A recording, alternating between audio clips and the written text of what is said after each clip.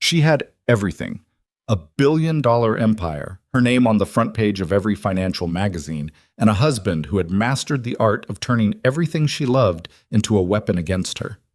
He had nothing except a little girl, a woodworking shop, and a grief he had learned to carry quietly.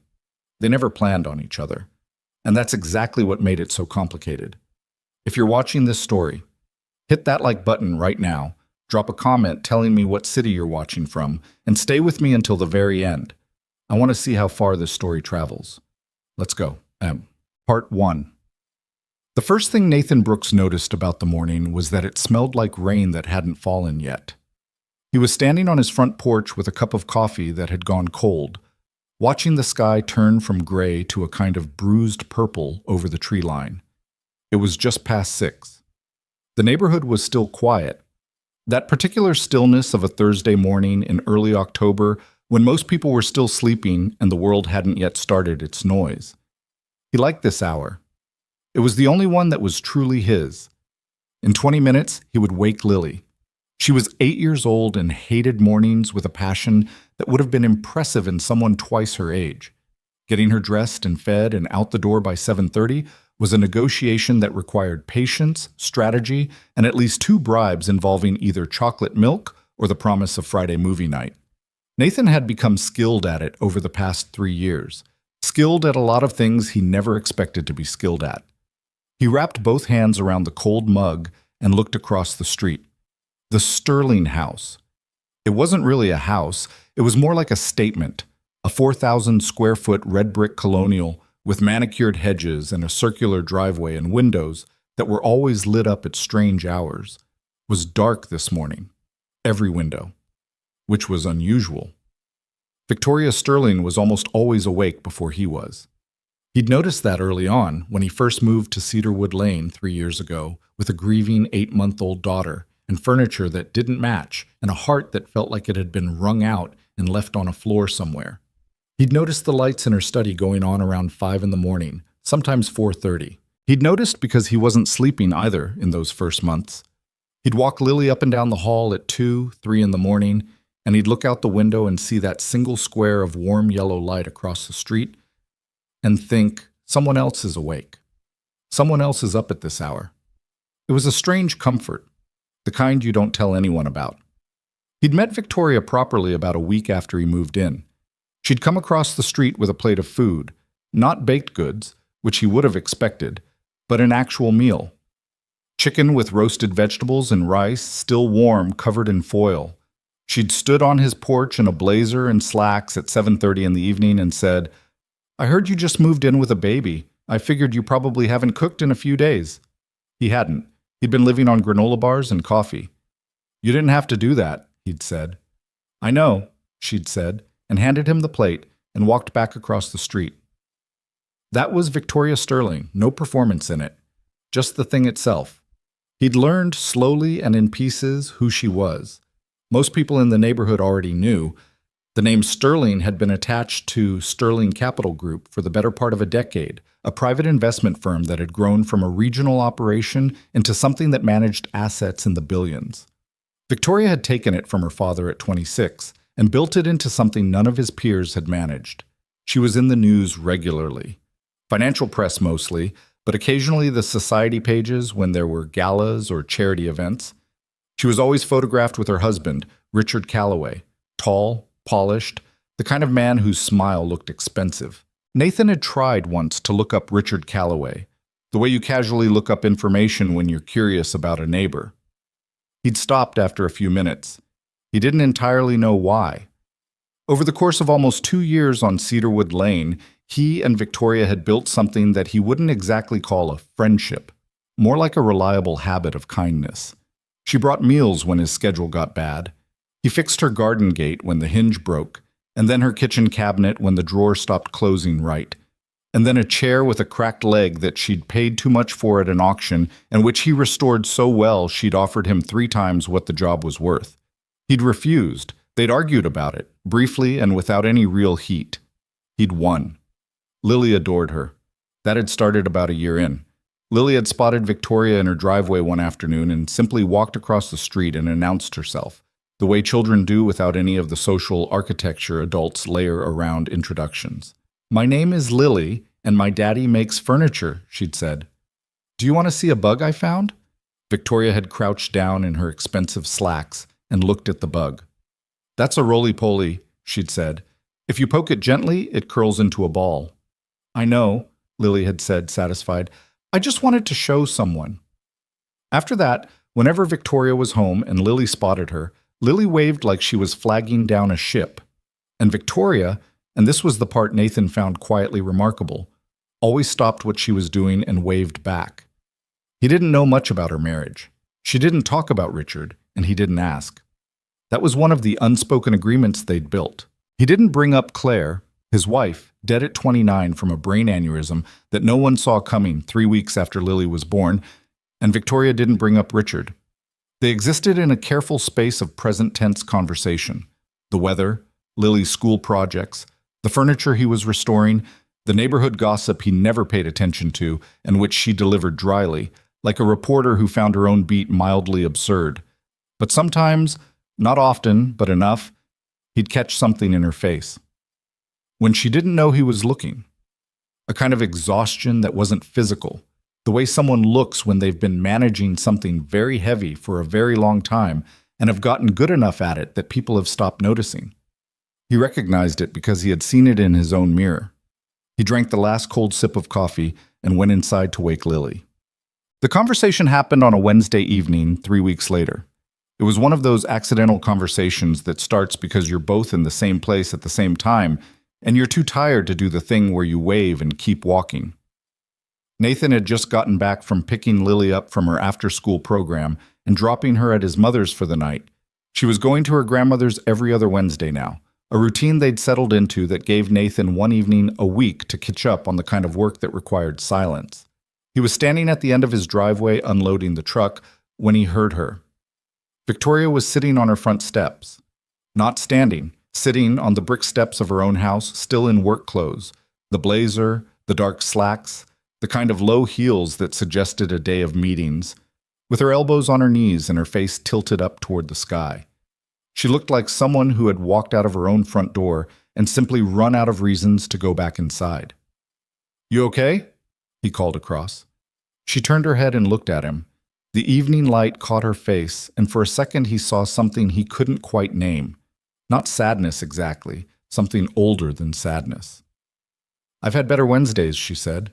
He walked across the street without really thinking about it and sat down on the step below hers, which was a strange thing to do, but it felt like the right distance. Not presumptuous, just present. "You want to talk or you want quiet company?" he asked.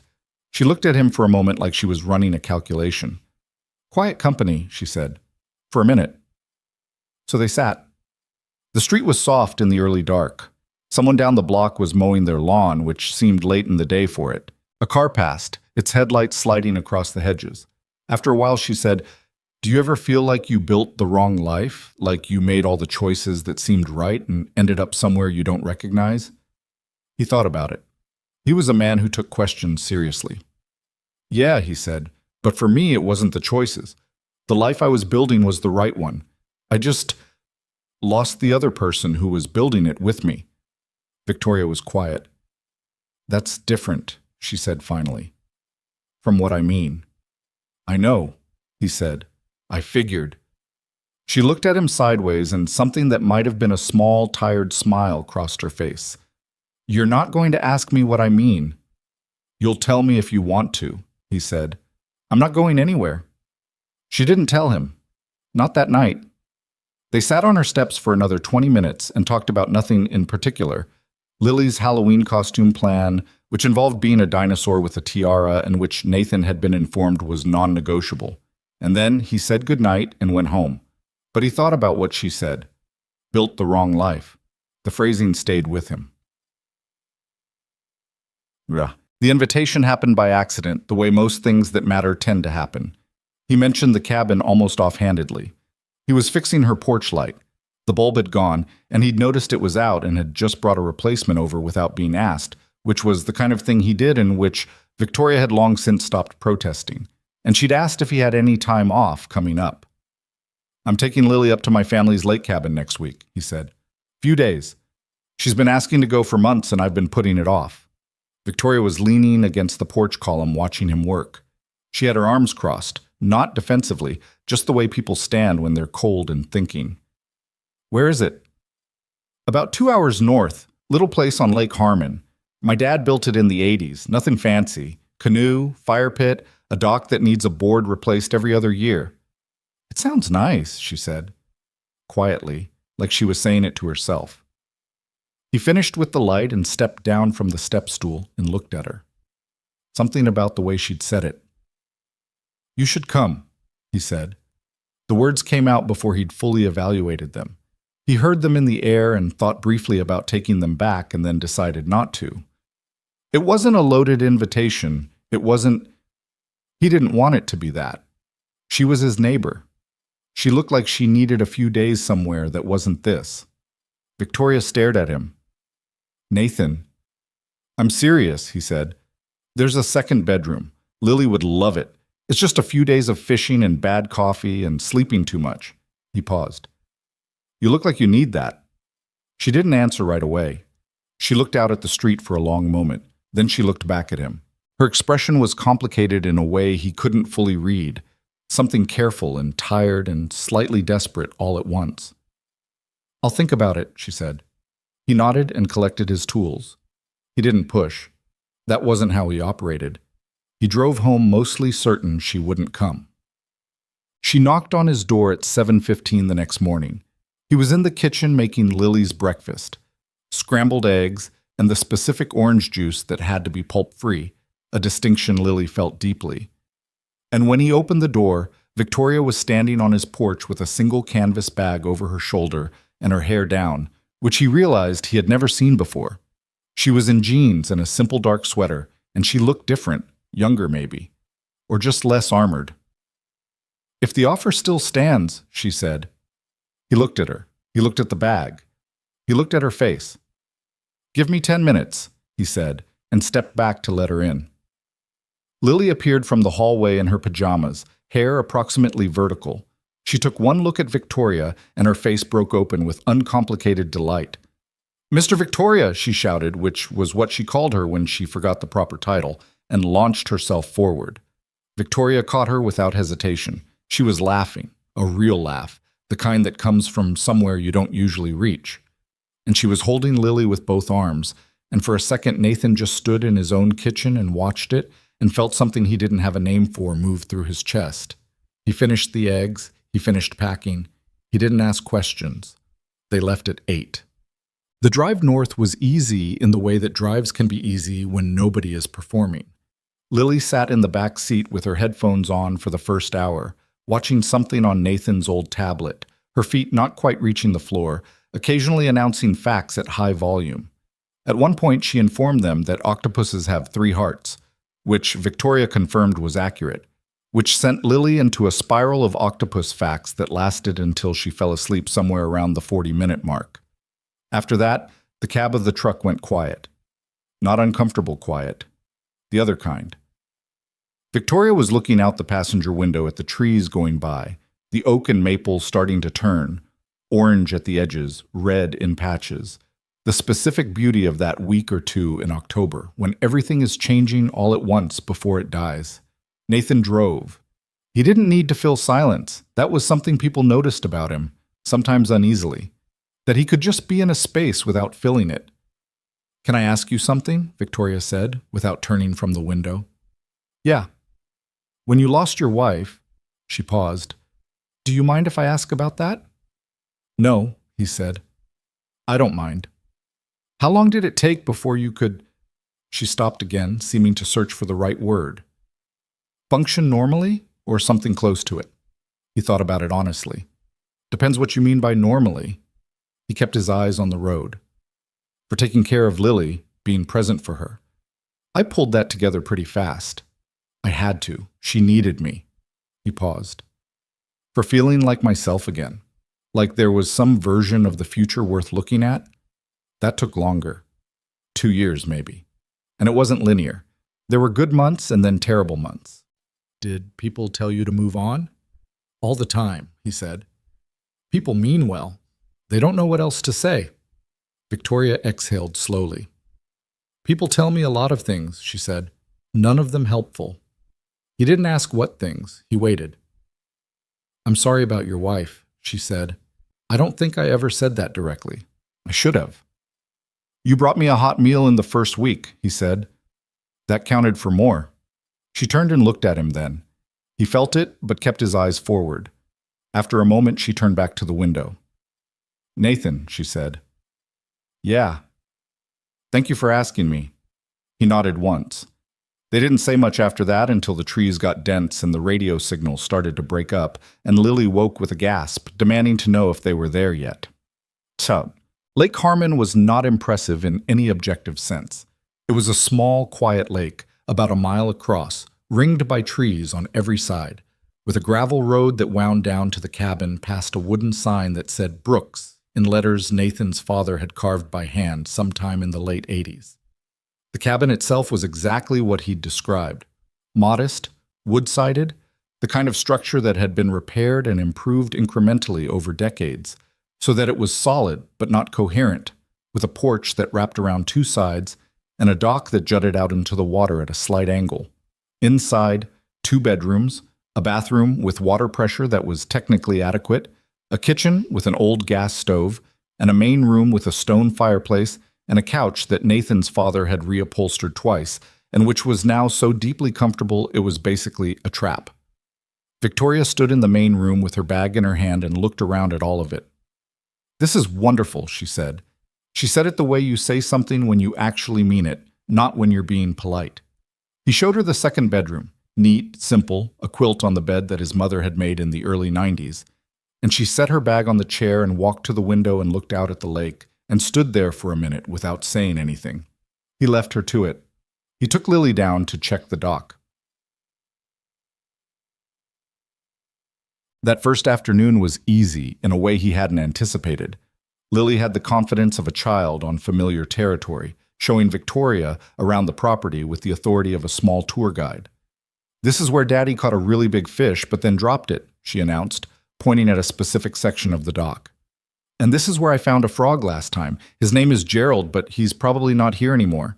She paused thoughtfully. I hope he's okay. Frogs are very resourceful, Victoria said seriously. That means they're good at stuff, Lily told her, as if she might not know. Exactly right, Victoria said, and she was not condescending about it. She was just agreeing, and Lily accepted this as confirmation that Victoria was a reasonable person. They fished off the dock in the late afternoon. All 3 of them, with varying degrees of success. Nathan caught 2 small bass that he threw back. Lily caught nothing, but remained optimistic throughout.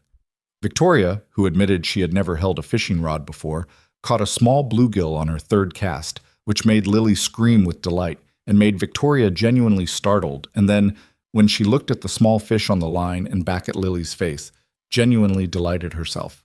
Put it back, Lily said authoritatively. They live here. Okay, Victoria said, and carefully followed Nathan's instructions for how to remove the hook, and held the fish at the side of the dock and opened her hand and watched it dart away into the dark water. She sat back on her heels and stared at where it had gone. I have not done anything that simple in a very long time, she said, almost to herself. Nathan heard it. He didn't comment on it. The evenings were where you could feel the place do what it was supposed to do. The first night, Nathan made a fire in the pit outside while Victoria helped Lily with the elaborate process of roasting marshmallows, which Lily approached as a technical endeavor requiring specific rotation and proximity management. She burned the first 3 immediately and declared them destroyed but salvageable, eating each with the stoic pragmatism of someone who refuses to waste food. Victoria, for her part, achieved a slow golden toast on her first try, which Lily found both impressive and deeply unfair. How did you do that? Lily demanded. Patience, Victoria said. Daddy always burns his too, Lily said, looking at Nathan with mild accusation. I like them burned, Nathan said. You just say that. He grinned. She wasn't wrong. Later, when Lily was asleep, she'd gone down fast, exhausted, in the clean way outdoor air exhausts children. Nathan and Victoria sat on the porch with mugs of tea, the fire burned down to coals, the lake making its small sounds in the dark. The stars here were different than in the city, more of them, and closer feeling somehow, though he knew that wasn't how stars worked. "What do you do?" Victoria said. "When you can't sleep?" "I walk," he said. "Sometimes I work in the shop. Mostly, I just wait it out." "Does that get easier?" He considered that honestly. The not sleeping? No. But what I'm not sleeping about changes. In the beginning, it was just grief, raw grief. Then it was practical worry about money, about Lily, about whether I was doing it right. Now it's mostly just the ambient uncertainty of trying to build something that lasts. He paused. "That doesn't sound better." "It sounds more manageable," she said. "Yeah, more manageable." She had her feet tucked under her on the porch chair and her hands wrapped around the mug, and she was looking out at the black water. He noticed that she had been progressively unclenching since they arrived. Something in her shoulders, her jaw, the way she held her hands, like she'd been braced for something that hadn't arrived. "Can I tell you something?" she said. "Yeah." "I've been to 4 different countries in the past 6 weeks," she said. "Tokyo, London, Dubai, Sao Paulo. I have a driver in 3 cities. My company is managing a portfolio that I couldn't explain to you in less than 2 hours." She paused. "And I have not felt—" She stopped. "I haven't felt what I felt this afternoon on that dock in longer than I can remember." He didn't answer right away. He let the words sit. "What did you feel?" he asked. She looked at him. "Here," she said. "Just here. Not 12 places at once." He nodded slowly. "That's worth something," he said. "I know," she said. "That's what's complicated about it." He didn't ask her to explain. He wasn't sure he needed to. They sat until the chill got real and went inside without making any plans for the next day. They didn't need to. The lake would take care of it. The second day was slower and better. It rained in the morning, a steady, determined rain that pinned them inside. And Nathan made pancakes while Lily set the table with the mismatched plates that had been in the cabin since he was a child, and Victoria made coffee, and at some point the 3 of them ended up playing cards at the kitchen table for almost 2 hours, with a worn deck he found in the junk drawer. They played Go Fish, and then a simplified poker that Lily invented on the spot with rules that changed whenever it benefited her, and which somehow she still managed to lose. "You cheated," Lily informed Victoria at one point. "I did not cheat," Victoria said. "You looked at my cards." "I looked at my own cards." "Your eyes went—" Lily made a complicated gesture with her fingers to indicate suspicious eye movement. Victoria pressed her lips together very hard. Nathan could see her struggling not to laugh. "I think," Nathan said carefully, "that Lily makes up the rules so she can always accuse someone of cheating when she's losing." Lily turned to him with an expression of devastating betrayal. "You're supposed to be on my side." "I'm on the side of truth," Nathan said, which was a mistake. What followed was a solid 4 minutes of Lily making her case for why truth was overrated in card games, and Victoria laughing so hard she had to set her cards down, and Nathan watching both of them and feeling something warm and uncomplicated settle somewhere in the neighborhood of his chest. He had not had a day like this in 3 years.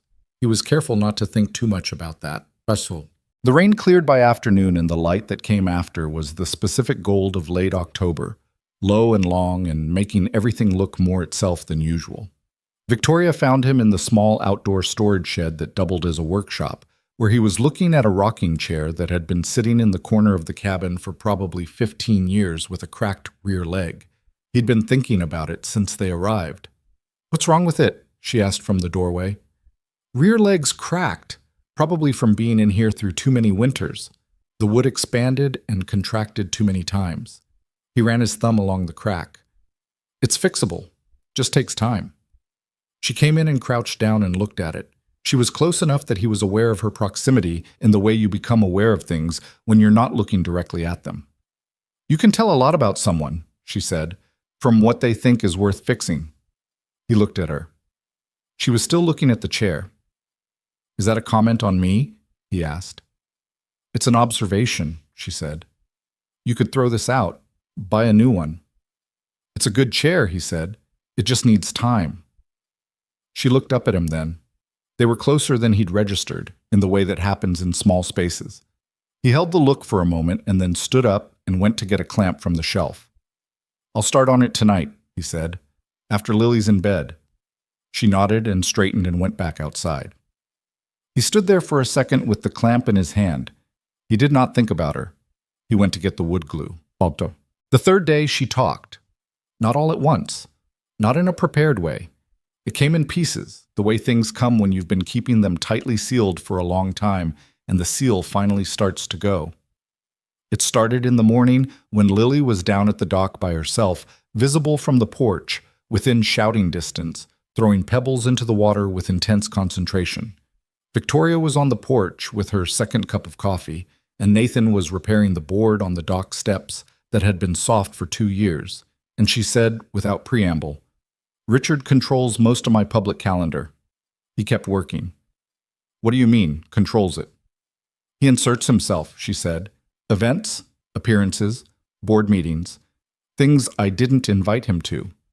He shows up and it looks like we're together, as a couple, as a unit. And because it looks that way, people assume." She took a sip of coffee. "And I've let it happen for long enough that correcting it now looks like I'm the one who changed." He set down the drill and looked at her. "How long has it been like this?" "A long time," she said. "Since the beginning, really. I just didn't see it. Or I saw it and I called it something else." "What did you call it?" She looked at her coffee. "Love," she said, flatly, like the word had lost its meaning through misuse. He picked up the drill again, not because he didn't care, but because he'd found, in his experience, that people sometimes talked more easily when you gave them the impression that the world was still going about its business. "Has he hurt you?" he asked. A pause. "Not the way you mean," she said. "Nothing you could show a judge." Another pause. "Just constant management of what I say and who I'm near and what I'm seen doing. My instincts versus his version of reality. After long enough, you start to wonder which one of you is wrong." "You're not wrong," he said. "You don't know that." "I've known you almost 2 years," he said. "You're one of the most direct, clear-headed people I've met. If you think something's wrong, something's wrong." She was quiet for a long time. Down at the dock, Lily had moved on from pebbles to attempting to catch something in the shallow water with her hands, which was going to be unsuccessful but would occupy her for a good 20 minutes. "Nathan," Victoria said. "Yeah. I filed for divorce 3 weeks ago." He stopped working. He set the drill down on the step and turned and looked at her fully. She was looking at him steadily. Her face was calm in the way that faces are calm after a decision has been made, and the terror of making it has passed, leaving only the thing itself. "Does he know?" Nathan asked. "My lawyer filed the paperwork," she said. "He's been served. He just hasn't acknowledged it. He's doing the thing he does where he pretends it isn't happening." "Is he dangerous?" She thought about that for a moment too long. "He's careful," she said finally. "Richard is always careful. He knows exactly how far to go." Nathan looked at her. He thought about the lights across the street at 4:30 in the morning. He thought about the way she'd looked sitting on her own front steps, out of reasons to go back inside. "Why did you come here?" he asked. "I mean, why, yes. You could have gone anywhere." She looked at him. Something passed across her face, something careful and complicated, and maybe a little raw. "Because you were the first person who asked," she said quietly, who didn't want anything from the answer. He sat with that for a moment. Then he picked up the drill. "Okay," he said. "Okay?" "Okay," he said. "We'll figure out the rest as it comes." It wasn't a declaration. It wasn't a promise. It was just a man telling a woman that she was not, at this particular moment, alone in dealing with her situation. She turned back to her coffee. Lily, down at the dock, had apparently decided to take off her shoes, which was going to lead to something involving wet socks and a negotiation Nathan was not looking forward to. "She's going to get her feet wet," Victoria said. "Yeah," Nathan said. "Are you going to say something?" "Not yet," he said. "She looks happy." Victoria watched Lily splashing in the shallows. After a moment she laughed. Soft, real, just for herself. "Yeah," she said. "She does." He worked on the step. The lake was still and cold and very blue under the October sky. Somewhere in the trees, a woodpecker was working on something.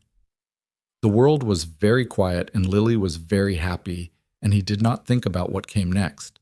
Not yet. He fixed the step. He would fix the chair tonight, one thing at a time. He fixed the rocking chair that night. It took him longer than he expected. The crack had run deeper than it looked from the surface, the way damage usually does, and he had to work carefully with the clamp and the glue to make sure the joint would hold without splitting somewhere else under pressure. He worked by the light of the single overhead bulb in the shed, the lake making its small sounds outside, the cabin quiet behind him. Lily had been asleep since 8:30. Victoria had said goodnight around 9:30 politely, giving him space the way she always seemed to know when to give space. He thought about what she'd told him that morning, not obsessively, not the way you turn something over and over looking for meaning that isn't there, just the honest weight of it. 3 weeks ago, she'd done something that took most people years of convincing themselves to do, and she'd done it quietly, without announcement, without a support structure in place. She'd filed papers and then shown up on a lake cabin porch the next morning with a single bag and a face that was trying very hard not to show how scared she was.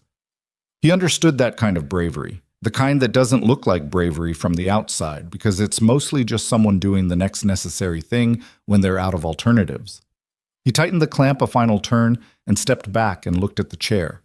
It would need to set overnight. In the morning, he'd sand the joint smooth and it would hold for another 20 years if someone treated it reasonably. He turned off the light and went inside. The cabin was dark except for the small lamp in the main room that he left on as a habit. Lily sometimes woke at night disoriented in unfamiliar places and needed to see light under the bedroom door. He was almost past the hallway when he noticed the door to Victoria's room was open a few inches, and the room beyond it was dark, but she wasn't in it. He found her on the dock.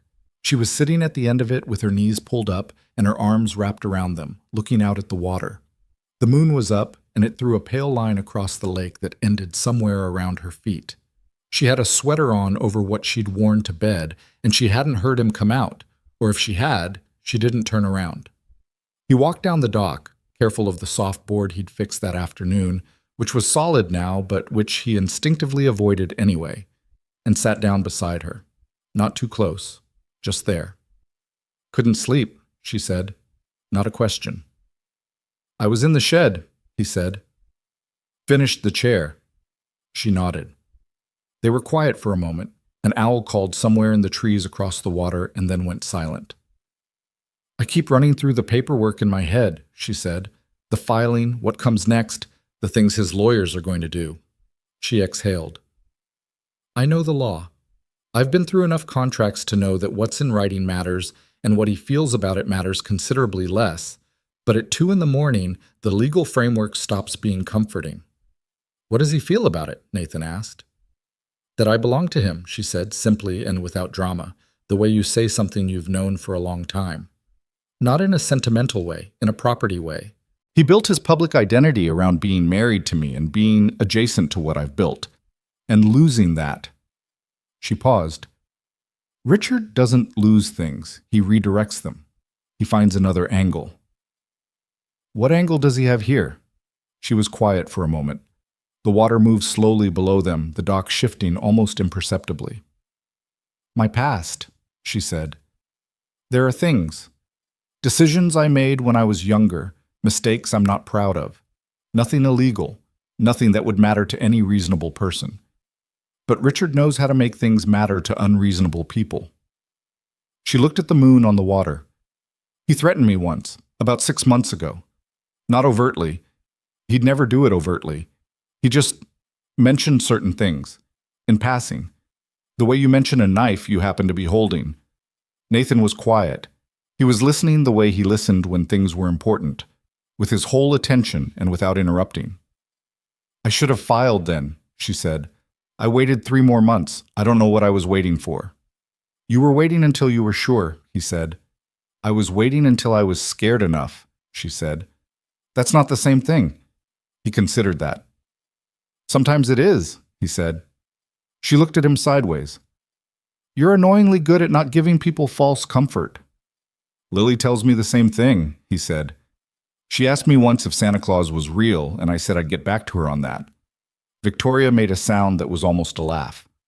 What did you tell her? I told her that the idea of Santa Claus was real, that a person who wants to give things to people who need them without getting credit for it is a real kind of person. He paused. She thought about it for a day and said that was a weird answer, but she accepted it. That's a very Nathan answer, Victoria said. Yeah, he said. I know. She dropped her chin onto her knees and looked back at the water. The owl called again, closer this time. Can I ask you something personal? She said. You usually just ask, he said. You don't usually ask if you can ask. She smiled at that briefly. Do you ever wonder if you're too alone? Like, you chose this, the quiet, the routine, the way you don't really let people… She stopped. I'm not saying it's wrong. I'm asking if you wonder.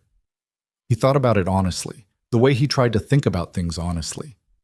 Yeah, he said, sometimes. Usually late at night. He looked at the water. When Claire died, I decided a lot of things about how I was going to live. Some of them were decisions, and some of them were just shutting doors without noticing I was shutting them. He paused. I've opened a few back up since. It's slow. Which ones? Letting my mom actually help instead of just saying she should. Letting Lily have the big feelings instead of trying to manage them for her. He was quiet a moment. Letting people sit on my dock at midnight without asking them to explain it. Victoria didn't say anything, but something in her shoulders changed. Get some sleep, he said, not unkindly. It'll all still be complicated in the morning. That's not comforting either, she said. Wasn't trying to be, he said. He stood up and she looked up at him from where she was sitting, the moonlight catching her face at an angle, and for a moment he was aware of something he'd been carefully not being aware of for a while now. He didn't do anything about it. He extended his hand and she took it, and he helped her to her feet and they walked back up the dock together and went inside. He lay in bed for a while not sleeping. This was not new, but what he was thinking about was. He told himself it was nothing. Then he told himself not to be an idiot. Then he stopped thinking about it and eventually fell asleep. The morning was better. Mornings usually were. Lily was up before both of them, which was unusual and alarming, and Nathan found her in the kitchen attempting to make her own breakfast with an energy and determination that had resulted in a reasonable amount of cereal being in her bowl and an unreasonable amount of it being on the counter. She looked up when he came in with the focused expression of someone who had been hoping not to be caught. I was going to clean it up, she said. I know, he said. I wanted to surprise you. You did, he said. He cleaned up the counter and made coffee, and did not comment on the cereal situation further because Lily had the kind of pride that needed to be treated carefully, and he'd learned that early. She ate her cereal at the table and told him about a dream she'd had involving Gerald the frog, who had in the dream transformed into a very large frog with a crown, which she felt was appropriate given the name. Do you think Gerald is actually out there? She asked. I think frogs live a few years, Nathan said carefully, and it's been a while since last summer. Lily processed this. So Gerald might have moved on, she said. Gerald lived a full frog life, Nathan said. She considered this. Okay, she said, and went back to her cereal with the philosophical resilience that children have and that adults spend years trying to recover. Victoria appeared around 8, her hair damp from the shower, in jeans and a gray pullover. She looked like she'd slept some. Not a lot, but some. She accepted the mug he held out without being asked, and sat at the kitchen table, and Lily immediately began telling her about Gerald's memorial situation, to which Victoria listened with complete seriousness. I think Gerald knew he was loved, Victoria said. Lily pointed at her. That's the right thing to say. Thank you, Victoria said. Nathan set down a plate of toast and eggs, and the three of them ate breakfast in the October morning with the lake outside the window going silver in the thin sunlight and the cabin warm around them. It was an ordinary morning. It was also, Nathan thought, the first ordinary morning he'd had with another adult in this space that hadn't felt like a performance of normalcy. It just was normal, which was strange, and also not strange at all. They spent most of that third day in the way the third day at a lake cabin is meant to be spent, without agenda and with minor accomplishment. Nathan finally replaced the soft dockboard properly with a plank he found in the shed. Lily organized a collection of interesting rocks she'd been building since day one and insisted on naming each of them, a process that took the better part of an hour. Victoria read on the porch for most of the afternoon, an actual book she'd found on the shelf inside. Some thriller from the mid-90s that she reported was terrible and which she could not stop reading. "Is it actually bad or is it good bad?" Nathan asked at one point. "The detective has solved 3 murders and also found time to have 2 love affairs and build a boat," she said without looking up. "In a week. In Idaho. Sounds efficient.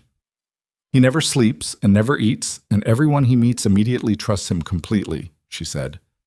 "It's aspirational fiction." Nathan laughed. It came out easily, which was something he noticed.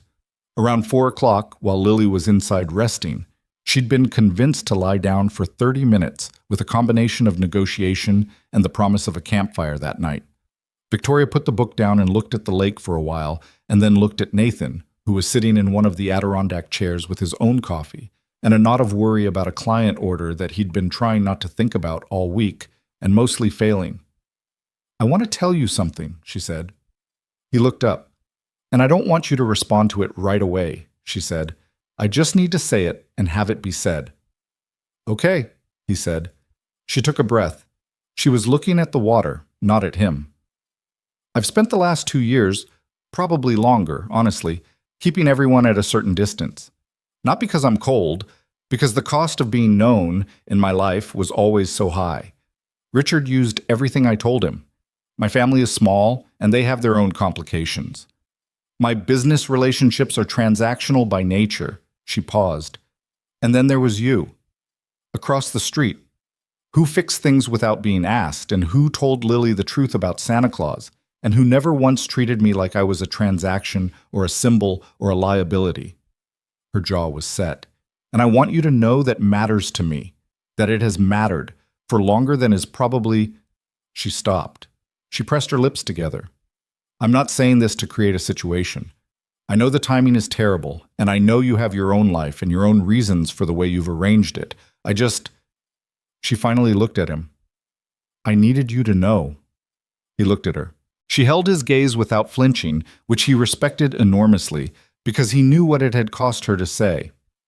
He didn't respond right away, the way she'd asked. He sat with it, with all of it. The 2 years of small kindnesses and careful distances. The midnight dock and the honest conversations, and the way she had laughed when Lily caught the bluegill like it was something she'd forgotten she could do. "I hear you," he said finally. She nodded. "Once. And I'm glad you told me," he said. She looked back at the water. Something in her had eased slightly, the particular easing that happens when you've said the true thing out loud and survived it.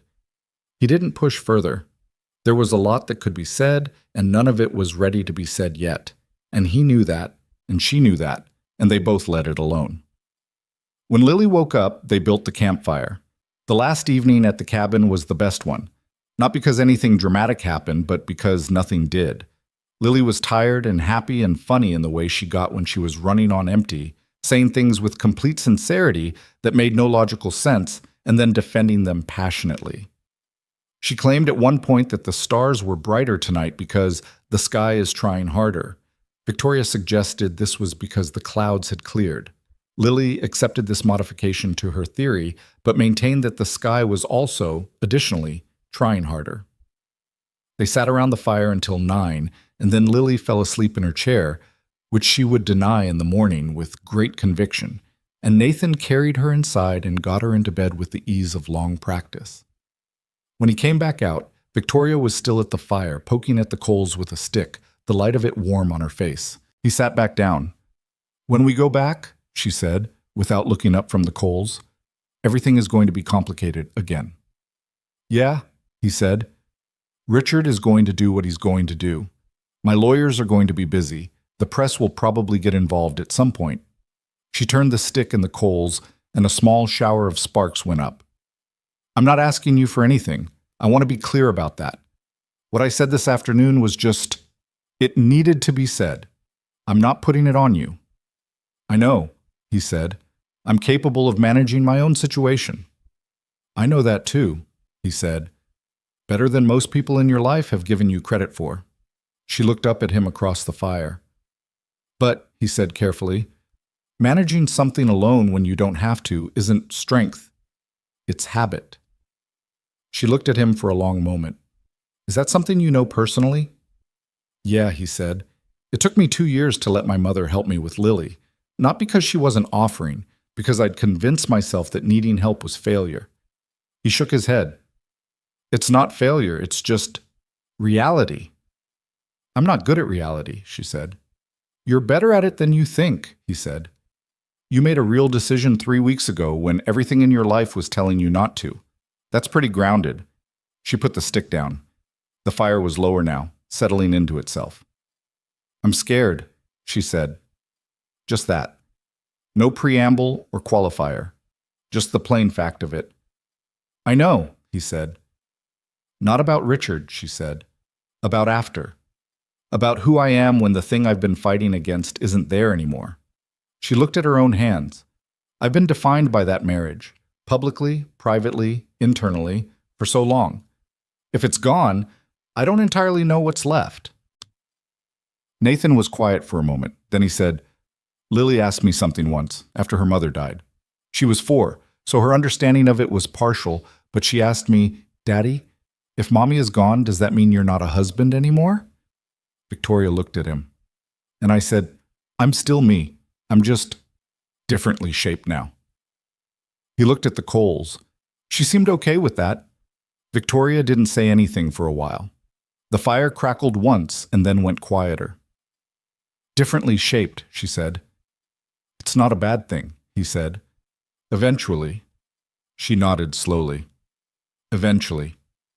They sat until the fire was almost nothing and the cold came in off the water and they finally went inside.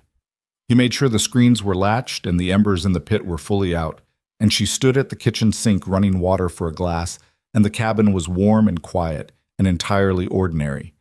He walked past the hallway to his bedroom and stopped. Victoria. She looked up. I'm glad you came, he said. She looked at him for a moment. Just that steady, clear look she had when she meant something. Me too, she said. He went to bed.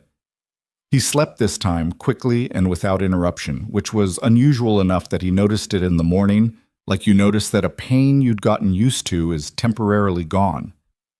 They packed up the next morning with the specific efficiency of people leaving a place they're not ready to leave. Lily was quiet in the way she got when something was ending, putting her rock collection into her backpack with care, saying a specific goodbye to the dock and the shed, and what she designated as Gerald's area of the shoreline.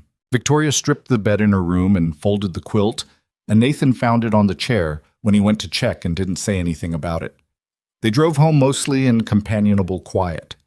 Lily fell asleep again within the first hour, which Nathan suspected had become a pattern she'd established simply because she'd discovered that the truck was a good place to sleep. Victoria had her book, The Terrible Idaho Detective, and read for a while and then didn't, just watched the trees thinning as the highway widened into more familiar territory, and the signs for cities started appearing. An hour from home, she said, I need to call my lawyer when we get back. I know, he said, and I should probably call my sister. She doesn't know yet. A pause. She's going to have feelings about it. Good feelings or complicated ones? Both, she said. Charlotte has never liked Richard, but she's also someone who confuses staying in bad situations with loyalty, and she's going to want to have a whole conversation about whether I tried hard enough. Victoria said this without bitterness, just the particular weariness of someone who knows exactly how a conversation is going to go before it happens. She means well. People who mean well are sometimes the hardest, he said. Yes, she said. Exactly. They came off the highway onto the state road and then into the familiar suburb of Cedarwood Lane with its tidy houses and old oaks and the specific feel of a neighborhood that hadn't changed much in 20 years. Nathan pulled into his driveway and turned off the engine, and they all sat for a moment in the silence of having arrived somewhere. Lily woke up. Are we home? She said. Home, Nathan said. Lily looked out the window at the house, and then across the street at Victoria's house, and then at Victoria. Are you coming for dinner? She asked. Victoria turned in her seat and looked at Lily with an expression Nathan couldn't quite see from his angle, but which he suspected was warm in a complicated way. "Not tonight, Bug," she said. It was the first time she'd used Lily's nickname, which Nathan used and which Lily permitted from exactly two people. Lily didn't correct her. "I have some phone calls to make." "Okay," Lily said, accepting this immediately, and climbed out of the truck. Victoria got out and got her bag from the back and stood on the curb. Nathan came around the truck and stood in front of her. They looked at each other in the afternoon light of Cedarwood Lane, which was not dramatic lighting but was real, and that was better. "Thank you," she said, "for all of it." "You don't have to thank me," he said. "I know," she said. "I'm doing it anyway." He nodded. She shifted her bag on her shoulder and turned across the street. She got almost to the center line and then stopped and turned back, and he was still standing there because he had not yet moved. "Nathan," she said. "Yeah." "I'm going to be fine," she said. "I need you to know I know that. What I said yesterday afternoon, that wasn't a woman falling apart. That was a woman being honest." "I know," he said. "Okay," she said. "Okay," he said. She crossed the street. He watched her go up her front walk and take out her key and let herself in. The door closed behind her. The house absorbed her back into it, and from the outside it looked the same as it always had. Imposing, well-maintained, giving nothing away. He stood there for a moment on his own driveway. Then Lily appeared in the front doorway and informed him that she was hungry and that she thought they should have soup, and also that she had decided to write a memoir about Gerald and would need his help with spelling. "Okay," he said, and went inside. He made soup. Lily narrated the opening chapters of Gerald's memoir, which covered primarily Gerald's early life as an egg, and which contained more drama than Nathan would have expected. He asked questions when required. He did the dishes. He read to her after dinner and got her to bed by 8:30, and then sat in the quiet of his own house for a while, in the chair in the main room that needed a new cushion, with the lamp on and the street outside the front window dark and still. Across the street, one light was on in Victoria's house, second floor, what he knew to be the study. He looked at it for a while. Then he got up and went to his shop and started work on a dining table he'd been putting off for a client in the next county. He worked for 2 hours and the work was good, and when he finally went to bed, the light in her study was still on. He didn't think about it. He fell asleep. He was good at not thinking about things, mostly.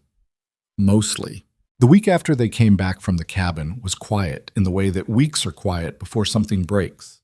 Nathan went back to his regular schedule.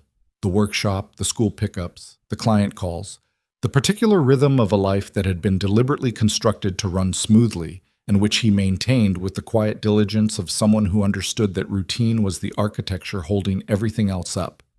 He finished the dining table for the client in the next county. He started on a commissioned bookcase for a woman in Milford who had sent him 4 reference photos and a detailed letter about the precise grain pattern she wanted, which he respected because most people didn't think that carefully about what they were asking for. He did not see Victoria. This was not unusual, technically. They had gone weeks without seeing each other before the cabin, when her travel schedule was heavy or when his deadlines stacked up. The distance between their houses was the same 80 feet it had always been. Nothing had changed in any objective sense, except that something had, and he was doing a reasonable job of not examining it too closely. On Thursday, 5 days after they got back, he ran into her at the end of the driveway. She was getting her mail, which was a thing she almost never did herself. There was usually someone from her household staff who handled the practical running of the Sterling house, a fact that had always struck Nathan as quietly strange, living that close to a person who needed an operation to retrieve her own letters. But she was there, in a coat he hadn't seen before, dark green wool, her hair pulled back, looking tired in the functional way of someone who has been working through tired instead of resting it away. "Hey," he said. "Hey," she said. She had a stack of envelopes in her hand, and she was looking at them with the expression of someone who knows at least one of them is unpleasant and is deciding whether to identify it now or later. "You okay?" She looked up. "My lawyer called yesterday. Richard's attorney is contesting the asset division." She said it evenly, like a weather report. "It's going to be a longer process than I hoped." "How much longer?" Hard to say. She tucked the envelopes under her arm. His strategy is delay. Run up costs, complicate everything, make me tired enough that I settle for less than I'm owed. A pause. It won't work, but it's going to be unpleasant for a while. I'm sorry, Nathan said. Don't be, she said. I knew what I was walking into. She said it with the kind of firmness that is sometimes genuine and sometimes a front, and he'd known her long enough to hear the difference. This one was somewhere in between. How's the table coming? Delivered it Tuesday. Client cried. Victoria raised her eyebrows. At a dining table? It was her grandmother's design. I was working from a photograph. He shrugged. People have feelings about furniture. Something shifted in her face. Yes, she said quietly. They do. They stood in the gap between their driveways for another moment. The oak tree at the edge of his property had lost about a third of its leaves in the last week, and they were on the ground in the particular way that made the whole street look like it was being slowly buried in something beautiful. Victoria looked at the tree and then back at him. The rocking chair, she said. He nodded. It'll hold. She looked at him for a second with that direct look she had, the one that made him feel like she was seeing something he hadn't quite said yet. Then she said, Thank you, Nathan, and went back across the street with her mail. He stood there a moment, then went inside. That night after Lily was in bed, he sat at the kitchen table with a cup of coffee that got cold while he wasn't paying attention, and thought about the fact that he was, without having made any clear decision about it, in some kind of situation. He didn't call it anything more specific than that. He wasn't built for leaping ahead of what was actually in front of him. What was in front of him was a woman who was in the middle of a difficult legal process, and who had told him something true and important at a lake cabin, and who lived across the street, and who was, by any honest measure, not available for whatever it was he was carefully not thinking about. He drank the cold coffee and went to bed. The situation arrived not gradually, but all at once, the way situations involving Richard Calloway apparently tended to. It was a Saturday afternoon, 2 weeks after they'd come back from the cabin. Nathan was in the workshop with the door open to the cold air, working on the first stages of the Milford bookcase, when Lily came to the door and said, in the voice she used for things that confused her, Daddy, there's a fancy car in front of Victoria's house, and a man went inside and Victoria looked like she didn't want him to. He set down the plane he was holding. What do you mean, looked like she didn't want him to? Her face did the thing, Lily said. Like when I have to eat the vegetables I don't like, but I do it anyway because you're watching. He went to the front of the house and looked out the window. There was a black car. A serious car. The kind that comes with a driver. Parked in front of the Sterling house. As he watched, the front door of the house was closed from the inside. He stood there for a moment. He thought about Victoria's voice when she said Richard is always careful. He knows exactly how far to go. He told himself it wasn't his business. He was her neighbor, not her. He didn't finish that thought. He went back to the workshop and picked up the plane and set it down again, and went to his truck and drove slowly past the Sterling house on the pretense of going to the hardware store, which he did not need to go to. The black car was still there. He went to the hardware store. He bought sandpaper he didn't need. He came back 40 minutes later and the car was gone. He was crossing his driveway when his phone buzzed. A text from Victoria. 3 words. Can you come? He was across the street in under a minute. She opened the door before he knocked. She looked composed in the specific way that people look composed when they have put a great deal of effort into it. Her eyes were slightly red, which she would have hated him noticing and which he noticed anyway. Come in, she said, and stepped back. He had been in her house before, occasionally, but it still struck him every time. The scale of it, the way rooms that large managed to be both expensive and hollow, like a hotel lobby designed to impress visitors rather than house a person. She led him to the kitchen, which was the most human room in the house because it was the most used. A kettle was on the stove. There was a wine glass on the counter with about an inch of white wine left in it.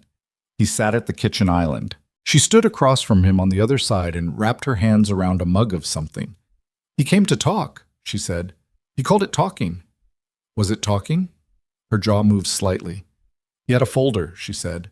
Printed documents, photographs, some of them old. A narrative he'd assembled about my... She stopped.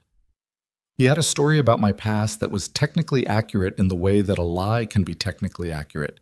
He arranged true facts to say a false thing. She set down the mug.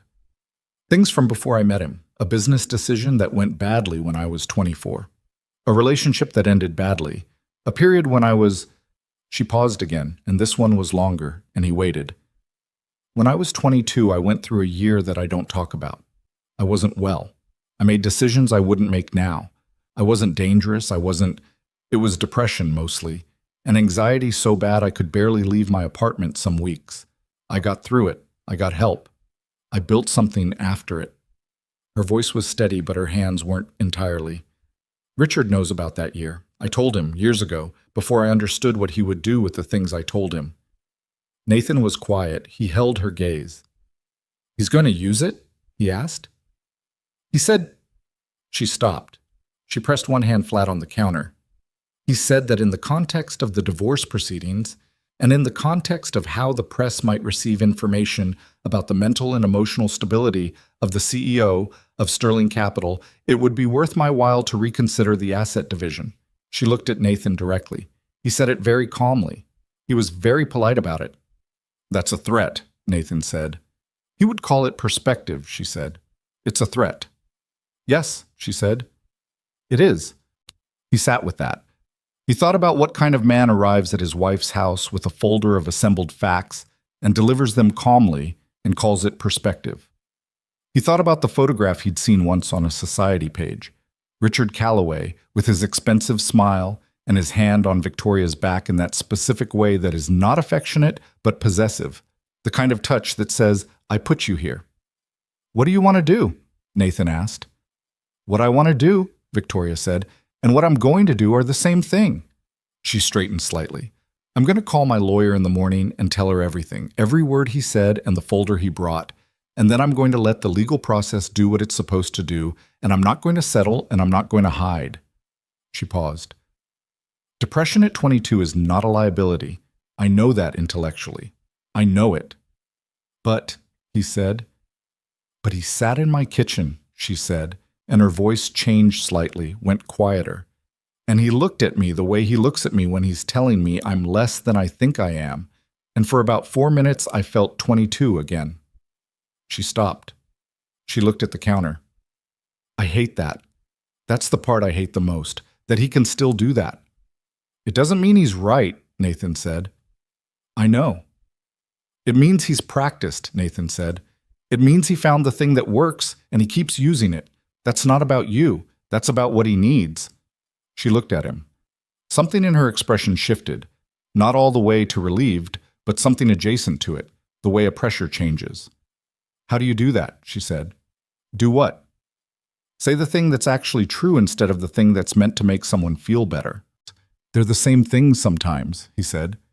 In my experience, rarely, she said. He got up and went around the counter and poured out the last inch of wine and handed her the empty glass and said, Do you want more of that or do you want tea? And she looked at the glass and said, Tea. And he put the kettle back on because it had gone off the boil. They stayed in her kitchen for another hour. He made tea he barely touched and she talked. Not about Richard, not anymore, but about the things you talk about when you've just had a frightening conversation and need to come back to the surface of the world. She talked about her sister Charlotte, who had apparently called that week with complicated feelings about the divorce as predicted.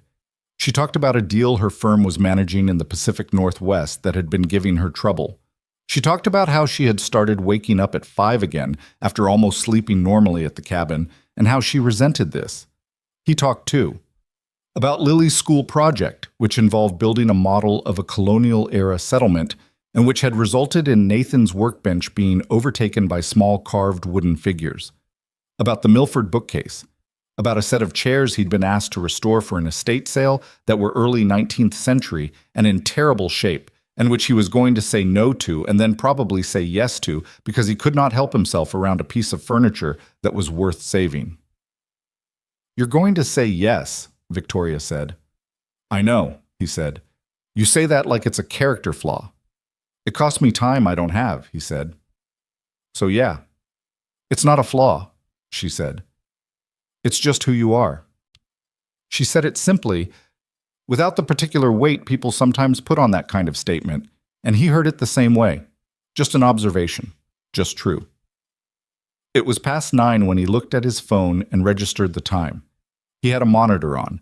Lily was deeply asleep, as she tended to be by 8 on Saturdays, worn out by the week, but he gathered himself to go. At her front door, he stopped and turned around. Victoria. She was standing in the hallway. She had her arms crossed, not because she was cold, but the way she did when she was holding herself steady. He came here because he thought it would work, Nathan said, because in the past it has worked, and maybe today it worked for 4 minutes, and then it didn't. He looked at her. That's different from before. That's something. She looked at him for a long moment. 4 minutes is better than it used to be, she said. Yeah, he said. He went home. He stood in his kitchen for a minute doing nothing, which was not something he usually did. Then he went and looked in on Lily, who was asleep on her back with her arms flung wide in the trusting way that children sleep when they feel safe, and he stood in her doorway for a moment and then went to bed. In the morning, he texted Victoria 2 words, call her, meaning the lawyer. She texted back 1, already. He put his phone in his pocket and went to make Lily's breakfast. The weeks that followed moved in their own difficult rhythm. Nathan knew this not because Victoria told him everything. She didn't, and he didn't ask her to, but because he could read the state of things from the small visible evidence, the lights in her study running later and later. The occasional car he didn't recognize in her driveway, which he understood to be lawyers or associates. The Wednesday evening he heard her on the phone in her front yard, her voice clipped and controlled in the way it got when she was managing something that was costing her, though he only caught pieces of it before he went back inside because it wasn't his business to catch.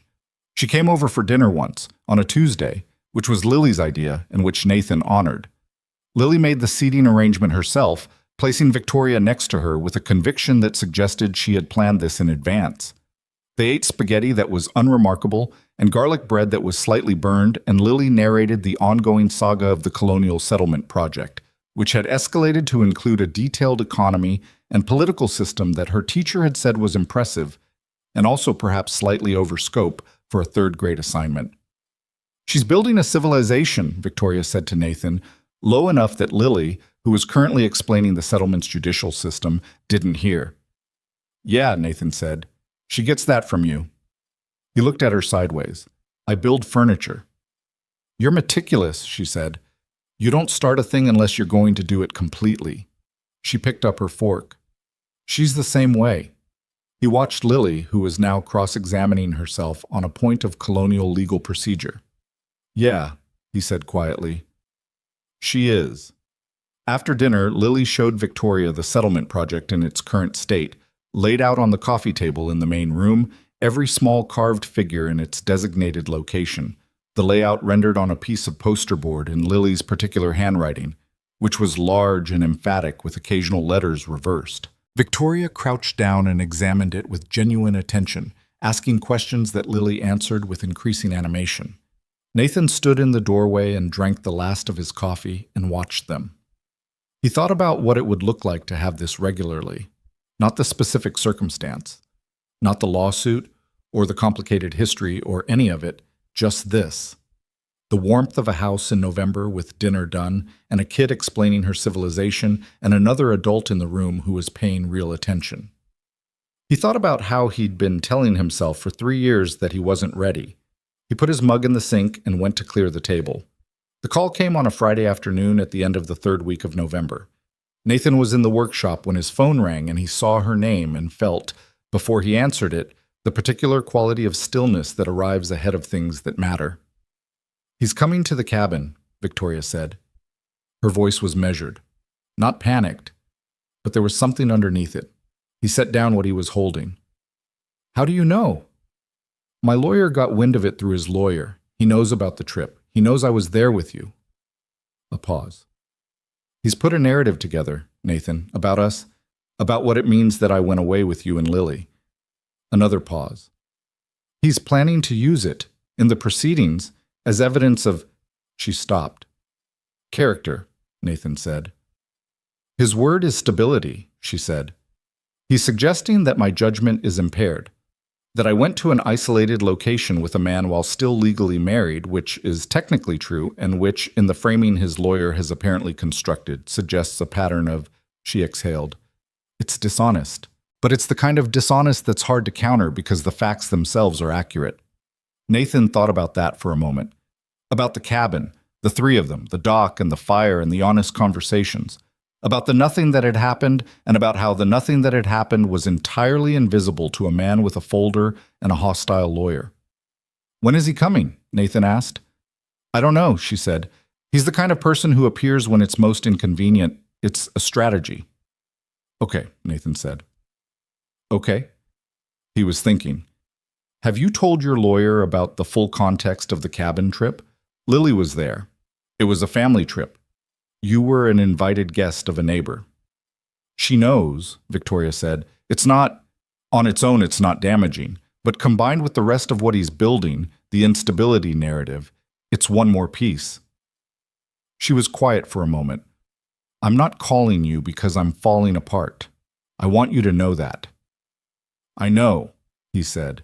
I'm calling you because you're part of it now, whether you wanted to be or not, and you deserve to know. He heard that. I don't mind being part of it, he said. Nathan, I mean that, he said. I mean it as a fact. I know what happened at that cabin, and I know what didn't happen, and I'm not afraid of someone's lawyer's version of it. She was quiet. Are you afraid? He asked. A long pause. I'm tired, she said, which is what he wants. He wants me tired enough to make a mistake. Then don't make one, he said. Give the lawyer everything she needs and don't make decisions when you're running on empty and eat an actual dinner tonight. A silence. Then, that last one is very specific. I know you, he said. You forget to eat when you're stressed. She didn't say anything for a second. I had lunch, she said, slightly defensively. What did you have? Coffee counts. Victoria. I'll eat dinner, she said. Thank you, he said. He could hear her almost smile through the phone. It was a small thing, but it was something.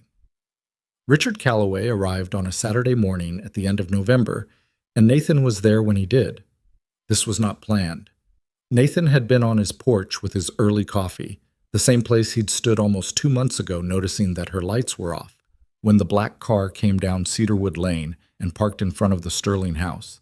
He recognized it. He recognized the man who got out of it. Richard Calloway was tall. Nathan had known this from photographs, but the photographs didn't convey the deliberateness of him, the way he moved like a man who had decided a long time ago that the world was arranged for his benefit and had been proved right often enough to believe it. He was in a coat that cost more than Nathan's truck payment. His hair was silver at the temples in the specific way that certain men wear silver temples, like a credential. He did not look at Nathan's porch. He went to the Sterling front door and knocked. Nathan did not go inside. He was not entirely sure why. He told himself he was just finishing his coffee. He told himself it wasn't his business.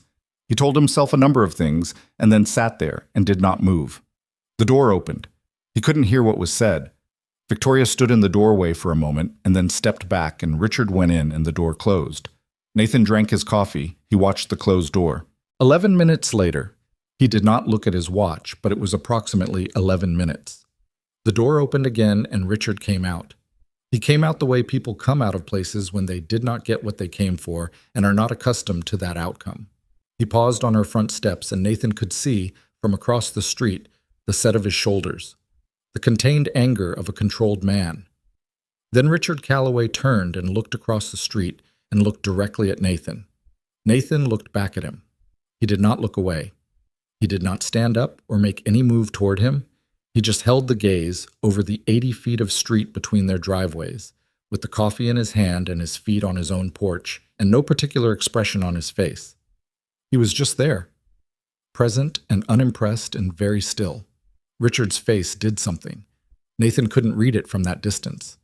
Then he turned and got back in the black car and it pulled away. Nathan finished his coffee. His phone buzzed. Victoria. He came to make a deal. I said no. He texted back, good. Then, are you okay?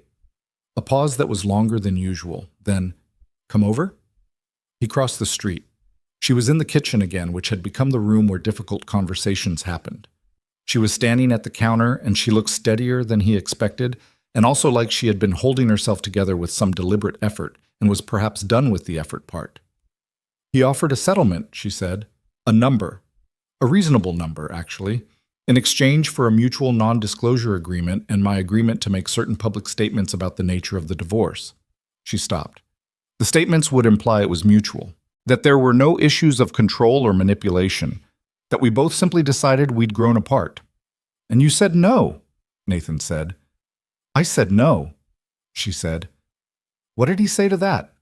She looked at the counter. He said I was making a decision I would regret. He said... She stopped. He talked about you. Nathan went still. He said that my attachment to you was evidence of my poor judgment, that I had developed an... She stopped again. Her jaw was tight. He used the word fixation. He said that a woman of my position and standing pursuing a... She stopped completely. A what? Nathan said. Say it. She looked at him. A divorced furniture repairman with a child, she said, flat. Those were his words. The room was quiet. Nathan let that sit for a second. He turned it over. He thought about Richard Calloway and his expensive coat choosing those specific words in that specific order to say to a woman he had spent years convincing she was less than she believed. Is that what changed your mind? Nathan asked. About the deal? Victoria frowned. What? When he said that, Nathan said, is that when you said no? She looked at him for a moment. Before that, she said, I'd already said no. Okay, he said. Nathan. She said his name with a weight that made him look at her fully. What he said about you, I need you to know I don't think of you that way, in whatever category he put you in. I know, he said. I'm serious. Victoria. He kept his voice level. I've been fixing furniture in a small shop in the suburbs for 6 years. I know exactly what I am and what I'm not. What that man thinks of it doesn't change what it is. He paused.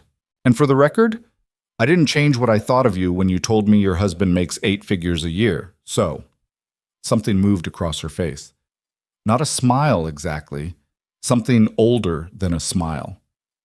I told him, she said quietly, that the terms were not acceptable, and that if he wanted to continue this process through proper legal channels, he was welcome to do that. And then I opened the door. And he left, Nathan said. He left, she said. Not quickly. He stood there for a moment doing the thing he does where he looks at you until you feel like you should apologize for existing. She met Nathan's eyes. I didn't apologize. Good, he said. It was... She seemed to be finding the word. It was strange, standing there while he did that and just not feeling it, the way I used to. She shook her head slightly. I don't know what changed. You know what changed, he said. She looked at him. He held it. Then she looked at the counter. I need to call my lawyer, she said. Tell her about the offer. Get ahead of whatever he does next. Yeah, he said. He got up from the stool. She walked him to the front door, and he opened it and stood on her doorstep in the November cold. The black car was long gone from the street. The neighborhood was quiet and ordinary, oak leaves on the ground, a neighbor's dog walking itself in someone's front yard, the afternoon light coming in low from the west, the way it does in November when the sun sets too early and leaves the world looking like something unfinished. Nathan, she said. He turned. She was standing in the doorway with her hand on the frame, looking at him with that clear, direct look that he'd known for almost 2 years, and which had always meant she was going to say something true. I'm glad you were on your porch this morning, she said. He looked at her. He thought about the black car, and 11 minutes, and the man who had turned and looked across the street and found him there, sitting still with his coffee, not performing anything, just present. I was just finishing my coffee, he said. I know, she said. That's what I mean. He went home. He had a bookcase to finish and a daughter to pick up from his mother's at 4, and a life that was his own, and which was, in its modest and specific way, exactly what it was supposed to be. He went inside. He worked. Across the street, one light came on in the Sterling house. then another, then a third. He did not look up from his work, but he noticed. The evening Richard left, Nathan sat on Victoria's porch for a long time without going inside. She had asked him to stay. Not in those words, Victoria rarely asked for things in those words, but she'd stepped back from the doorway after Richard's car disappeared down the road and said, "I need 10 minutes. I just need to stand here for 10 minutes." And she hadn't moved toward the door, so he hadn't either. He stayed on the porch step and she stood just behind him, and the neighborhood settled back into its ordinary evening sounds, and neither of them spoke. He thought about the hour that had just passed, the way Richard Calloway had arrived, unhurried, deliberate, the kind of entrance designed to remind everyone that he was not a man who rushed. A silver sedan, expensive but not flashy, the choice of a man who understood that real power didn't announce itself. He'd parked at the curb without calling ahead, which Nathan understood immediately was intentional. Calloway had wanted the surprise. He'd walked up the path like he owned it, which until 3 weeks ago, technically, he partly had. Nathan had been on the porch when the car pulled up. He'd been replacing a rotted board on the bottom step, the second porch repair in as many weeks, the cabin having reminded him of everything in his life that needed maintenance.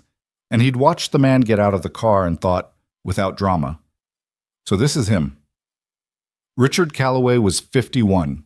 He looked 51 in the way that men do when they've spent 51 years believing their own press. Tall, broad through the shoulders, silver at the temples in a way that read as distinguished rather than aged.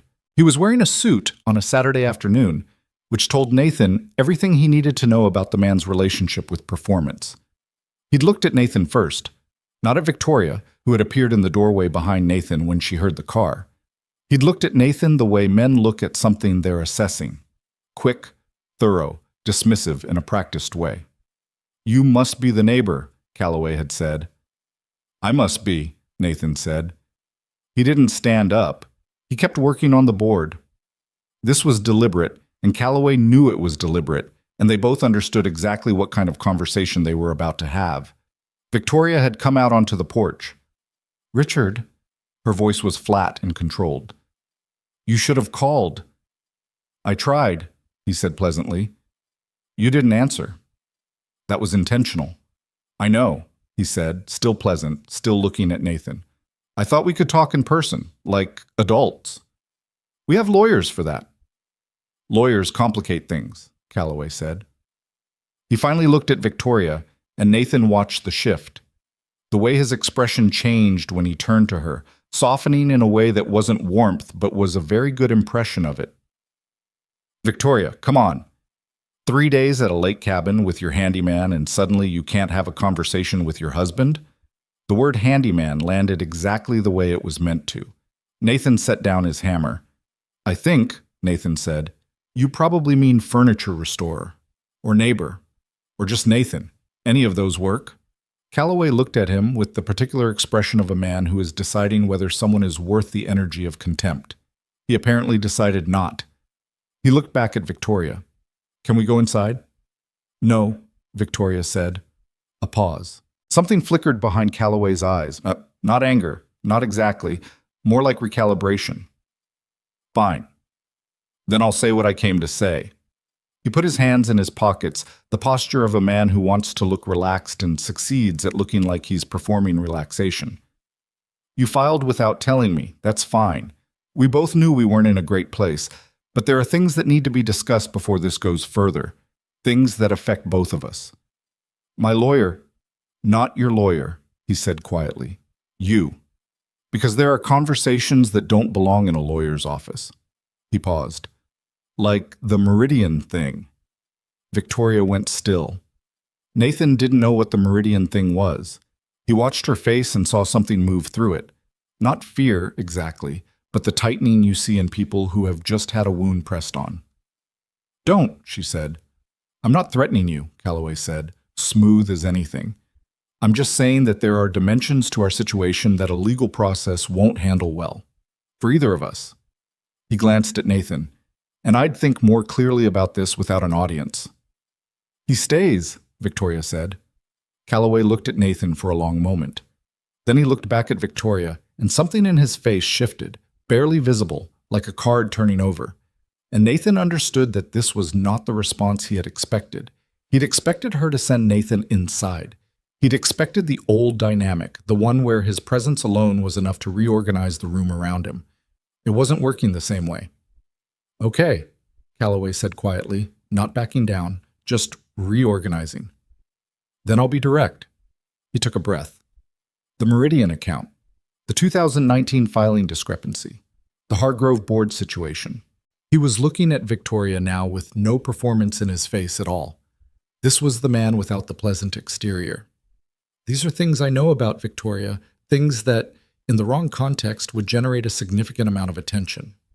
"Those things were resolved," Victoria said. Her voice was even. She was working to keep it even. Nathan could see it from where he was sitting. "Resolved internally," Calloway said. "Not publicly." "They're not illegal." "No," he agreed, "but they're complicated, and complicated things, in the middle of a high-profile divorce, have a way of becoming stories. You know how these things work." He paused. "I'm not the one who wants that. I just need you to think about what you're doing before we burn everything down." The porch was quiet for a moment. Nathan looked at Victoria. She was looking at Richard, and he watched her. Watched the way she absorbed what he'd said, the way her jaw set and her breathing slowed and something behind her eyes clarified rather than collapsed. He had half expected her to flinch. She didn't. She stood there on her own front porch, and she thought, and the thinking was visible on her face in the way that real thinking is, not the performed deliberation of someone working out a move, but the actual silent weight of a person deciding something. "Richard," she said finally. "Yeah. I know what the Meridian situation looks like," she said. "I've known for 6 years. I've also known that if it ever came up in a formal context, the full record of what happened would show exactly what it shows. A board decision made under bad advice that was corrected 18 months later. You were on that board." She paused. "So whatever you're suggesting using as leverage has your fingerprints on it too." Silence. Calloway's jaw moved slightly. Just once. "The Hargrove situation," she continued, "is documented. Every email, every decision. I kept records because I always keep records, and you know that." Her voice was still level. Nathan noticed her right hand was pressing flat against her thigh, not visibly shaking, but pressing, the physical manifestation of staying steady. "And whatever story you're thinking about telling about me, I would think carefully about the story I'd have to tell in response. Not as a threat, as an information-sharing exercise." Calloway looked at her for a long time. "This isn't who you are," he said. Quieter now. "And this?" Nathan noticed this. This was different from everything before it. This wasn't the polished version. There was something almost real underneath it. "Maybe not," Victoria said. "Or maybe it's exactly who I am and you spent 7 years misidentifying me." Another silence. A car passed on the street. A dog barked somewhere and stopped. Calloway turned and looked at Nathan. Really looked at him this time. Not the assessing glance from earlier. He looked at him the way you look at someone when you're trying to understand the specific nature of what you've underestimated. "Who are you?" he said, not hostile, genuinely asking. "Nathan Brooks," Nathan said. "I live across the street." "Are you in love with my wife?" Nathan held the man's gaze. "She's your wife on paper," he said. 3 weeks ago, she made a decision about what she wanted the rest of her life to look like. I think you should respect that." Calloway looked at him for another moment. Then he looked at Victoria. And whatever he saw in her face, the stillness of it, the clarity, seemed to land on him in a way that the whole previous conversation hadn't. Like he had been trying a series of keys on a lock and had just discovered that the lock itself had been changed. He put his hands back in his pockets. "I'll be in touch through my attorney," he said. Victoria nodded once. That's how it should have been from the beginning. He walked back down the path to his car. He didn't look back. Men like Richard Calloway, Nathan had decided, never looked back. Not because they were confident, but because looking back was an admission that something had gotten away from them. He got in the car and pulled away from the curb without any drama and drove to the end of Cedarwood Lane and turned the corner and was gone, which was where they were now. Victoria standing just inside the doorway, Nathan on the step, the neighborhood going about its quiet evening business around them. After the 10 minutes she'd asked for, she let out a long breath. "Come inside," she said. He followed her in. The house always surprised him slightly, the few times he'd been in it. From the outside it was imposing, Georgian colonial, too much for one person, too much for two people, really. But inside it was less coherent than it looked, like someone had furnished it carefully in the abstract and then lived in it carelessly. The main room had good bones and expensive art, and a couch with a throw blanket on it that looked actually used, which somehow made the room human in a way the rest of it wasn't. Victoria went to the kitchen, and he followed. She filled a glass of water from the tap and stood at the counter and drank half of it. Then she set the glass down and looked at the counter. "Meridian," she said. "You don't have to explain it to me," he said. "I know." She picked up the glass again, put it down. "In 2019, my board approved a fund restructuring on advice from an outside consultant. The consultant's projections were flawed. We took losses. I reported them internally and corrected the course, but the correction process had a 6-month gap that looked worse in the paperwork than it was in practice." She looked up at him. "Richard was on the advisory board. He signed off on the original decision." "So he can't use it," Nathan said. "He knows he can't use it," she said. "That was never really about Meridian." She set the glass down.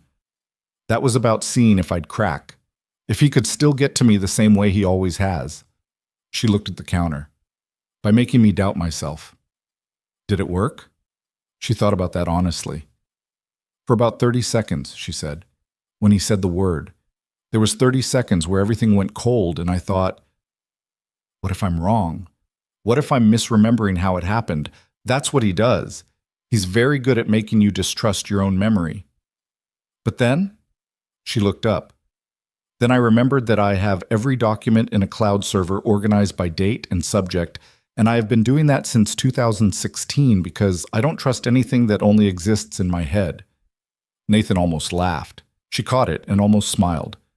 "That's very you," he said. "Yeah," she said. "It saved me today." She moved from behind the counter and went to the main room and sat down on the couch with the used throw blanket and pulled her feet up underneath her. He sat in the chair across from her. The room was lit warmly, and outside the evening was going dark and the house was very quiet. "He looked at you," she said. "He did. At the end, when you said what you said." Nathan looked at his hands. "What did I say?" "You said she made a decision about what she wanted the rest of her life to look like." She was looking at him. "And that he should respect it." "Yeah," he said. "You didn't answer his actual question," she said. He looked up at her. She held his gaze with the directness that was characteristic of her. No games in it, just honest attention. "No," he said. "I didn't." "Why not?" He thought about how to say it accurately. "Because I don't think that conversation was his to have," he said. Whatever I am to you, that's not a piece of information that belongs to him." She was quiet for a moment. "That's a careful answer." "I'm a careful person," he said. "I know," she said. She looked at the dark window. "He's going to escalate. After today, the fact that it didn't work, that I didn't fold, he's going to find another angle." She said it matter-of-factly, without the quality of dread. "Richard is a process. You don't have one confrontation with him and then it's over. He works in iterations." "What does that mean practically?" "It means my lawyers are going to be very busy, and I'm going to need to be very organized, and there are going to be unpleasant months." She said it the way you'd describe bad weather that's already on the forecast. "It also means that people adjacent to me may become, visible in ways that could be uncomfortable." He understood what she was saying. "Lily and I have been on this street for 3 years," he said. "We're quiet people. There's not much to find." "He doesn't need to find anything," she said. "He just needs to be looking. That's usually enough to make people step back." "I'm not stepping back," he said. She looked at him. "That's not—" He paused, choosing words. "I'm not saying that as a declaration of anything. I'm saying it as a statement of fact. You're my neighbor and my friend, and you've been a consistent good presence in my daughter's life, and I'm not going to disappear, Because someone's husband is unhappy. He held her gaze. That's just what's true.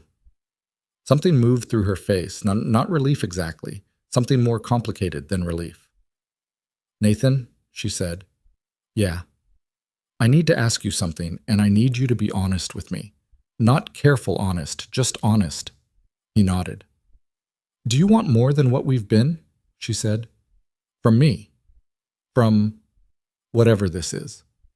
She didn't look away when she said it, which he knew cost her something. Because I meant what I said at the cabin. That wasn't a moment. That wasn't the relief of being somewhere safe talking. That was, I've known what I felt for a long time, and I'm asking because I don't want to assume and I don't want to misread, and I don't want to do to you what Richard has done to me, which is decide in advance what I think the answer is, and then manage accordingly. He sat with that. He sat with all of it. What she'd said at the cabin, what he'd been not thinking about since, the thing in his chest when she laughed, the midnight dock, the way she'd held Lily after the bluegill, the lights on at 4 a.m. across the street for 2 years.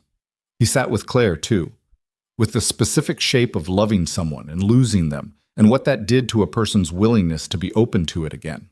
He sat with Lily and the fact that Lily was 8 and building her world largely around him and around whatever he modeled for her about how people treated each other. Yes, he said. I do. Simple. Just that. She'd asked for honest and not careful, and so he gave her that. Victoria exhaled slowly. It was not a dramatic exhale. It was the exhale of someone who has been holding something carefully for a long time and has just been told they can set it down. Okay, she said. But, he said. She looked at him. I can't do this right now, he said. Not correctly. You're 3 weeks out of a filing that hasn't resolved. Richard just showed up on your porch. Your life is in the middle of reorganizing itself in a fundamental way. He paused. And I have a daughter who is 8 years old and who already loves you, which means that whatever happens between us has stakes that go beyond just us. She was listening, really listening, the way she always did, without preparing her rebuttal. I don't want to start something real in the middle of a fire, he said. Not because I don't want it, because I want it to have a foundation. I want it to be... He stopped. He tried to find the word. Chosen. Not just what we fell into, because everything else was complicated. She was quiet for a long moment. How long? She said. I don't know, he said honestly.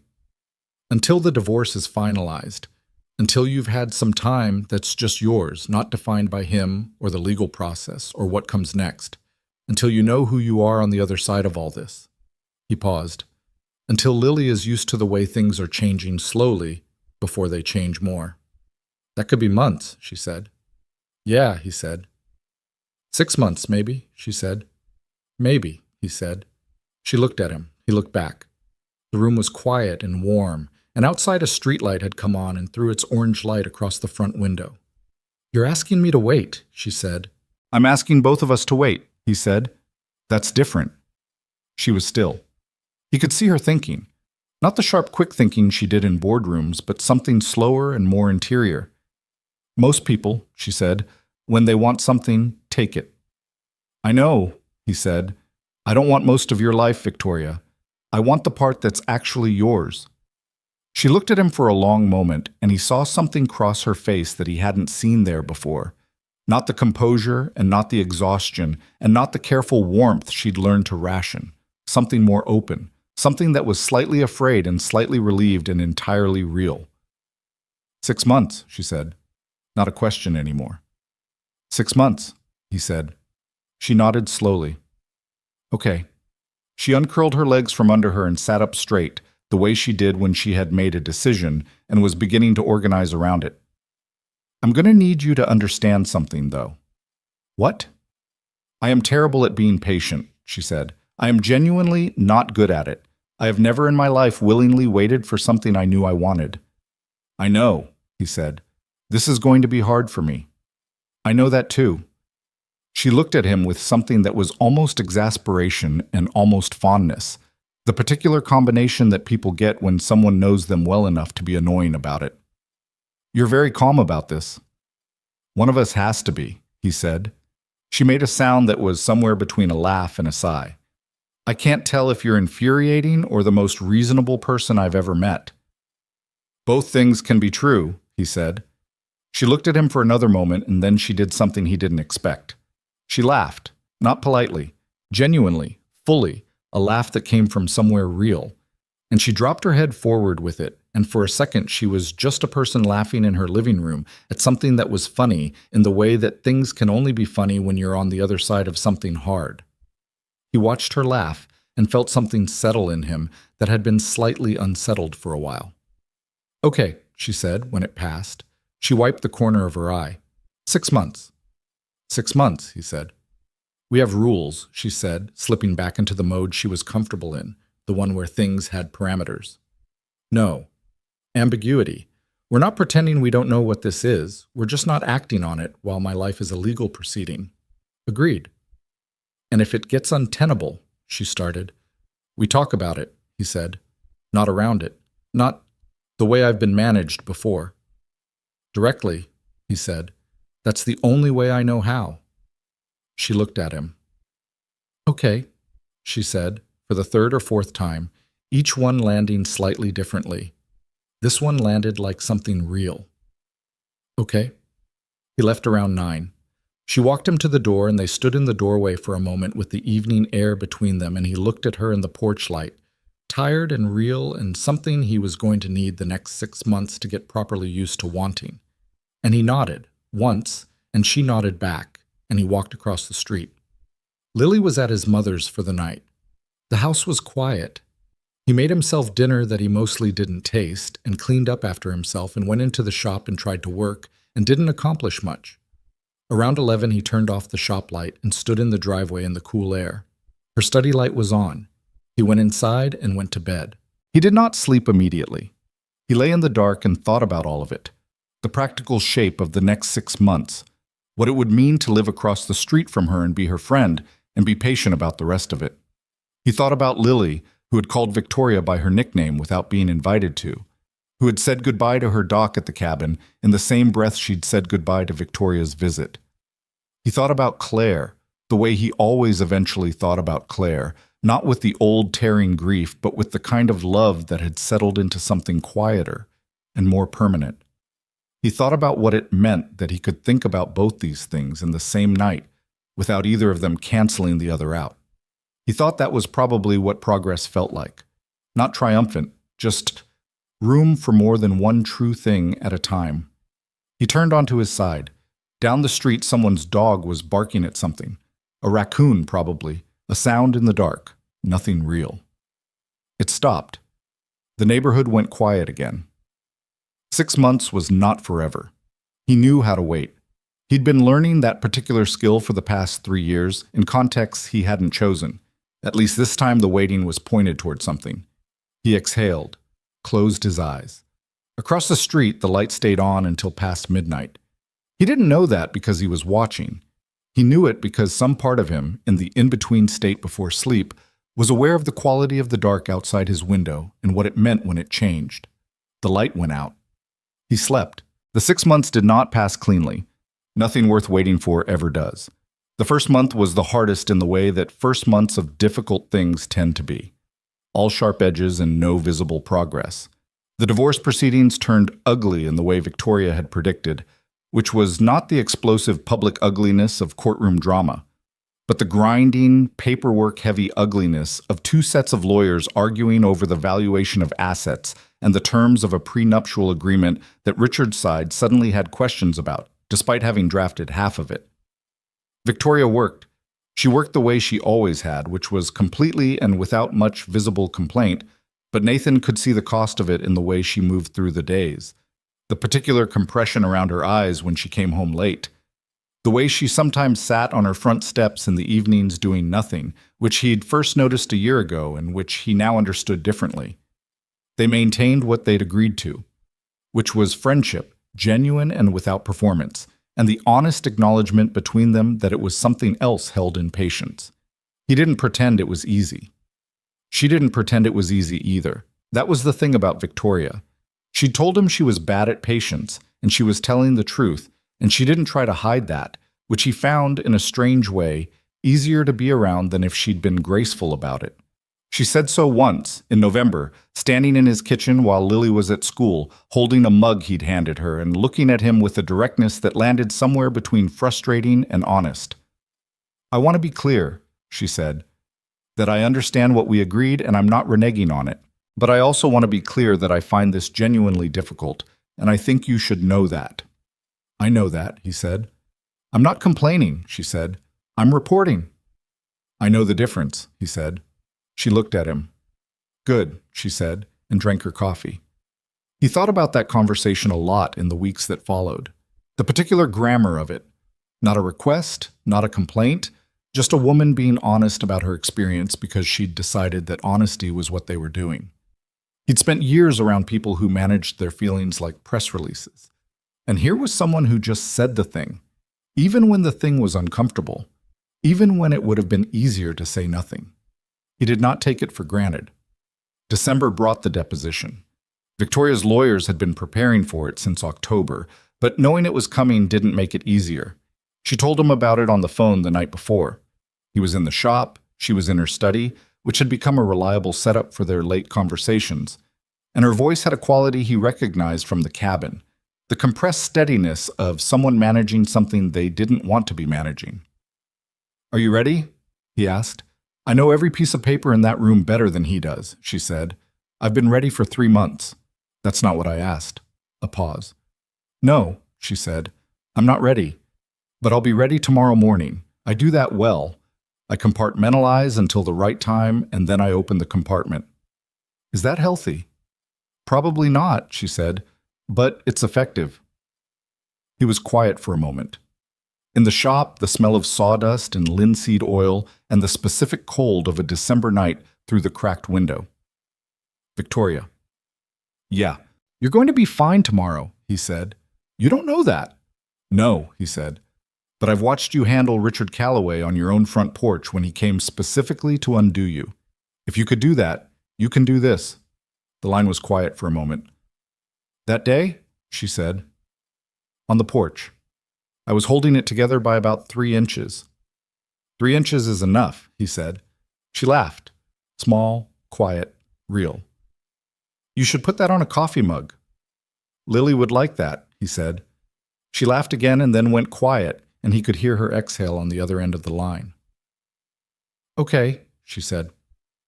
"I'm going to sleep." "Okay," he said.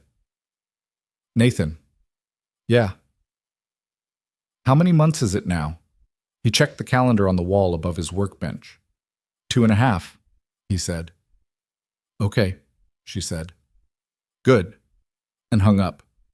He stood in the shop for a few more minutes with the phone in his hand and then went back to the table he was working on and didn't think about how 3.5 months was a long time and also not very long at all.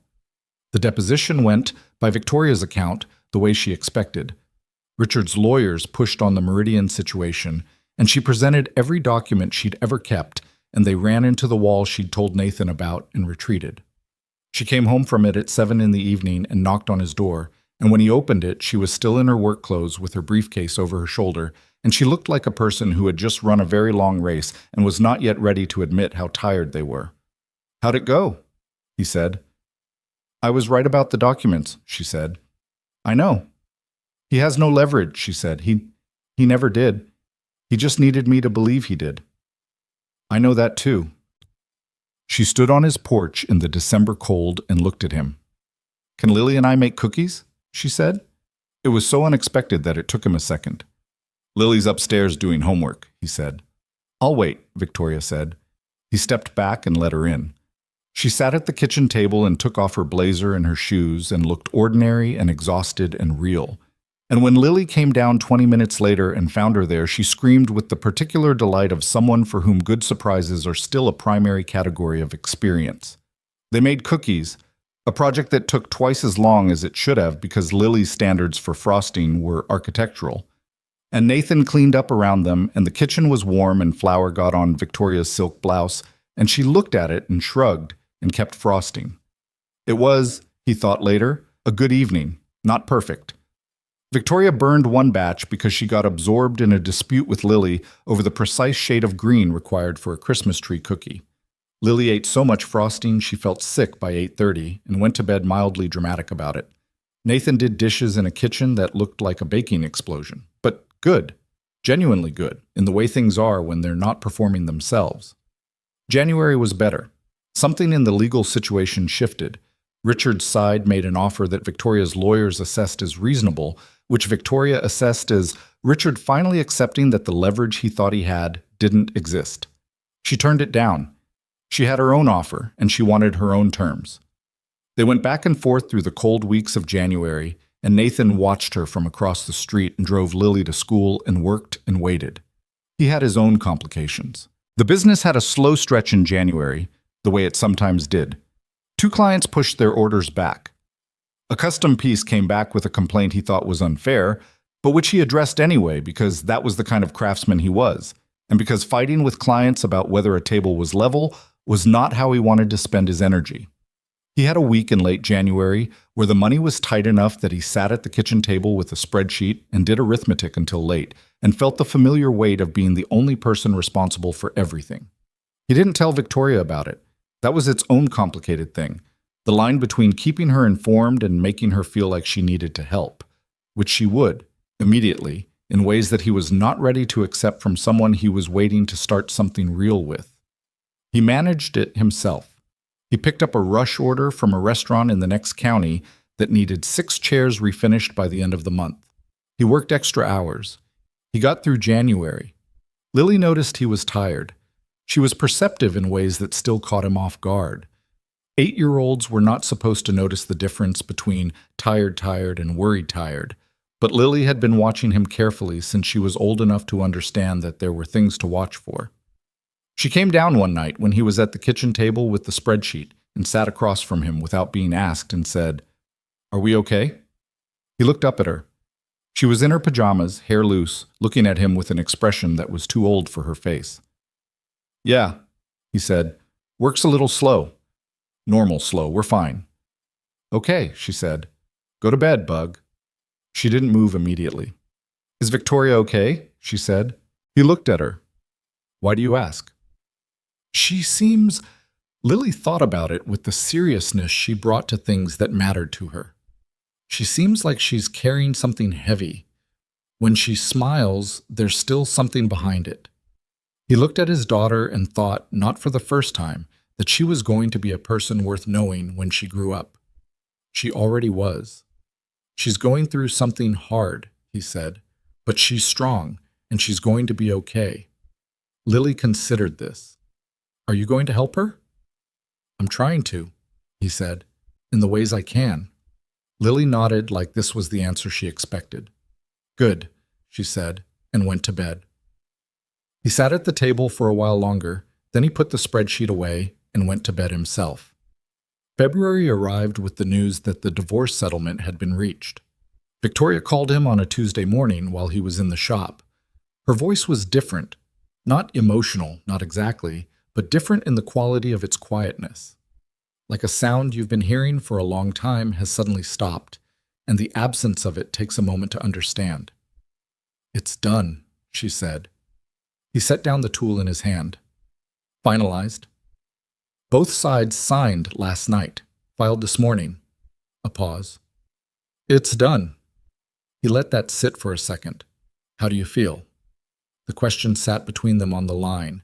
He heard her exhale. "I don't know yet," she said. "I feel like the music stopped and I'm waiting to figure out if I'm still standing in the right place." "Are you?" Another pause, longer.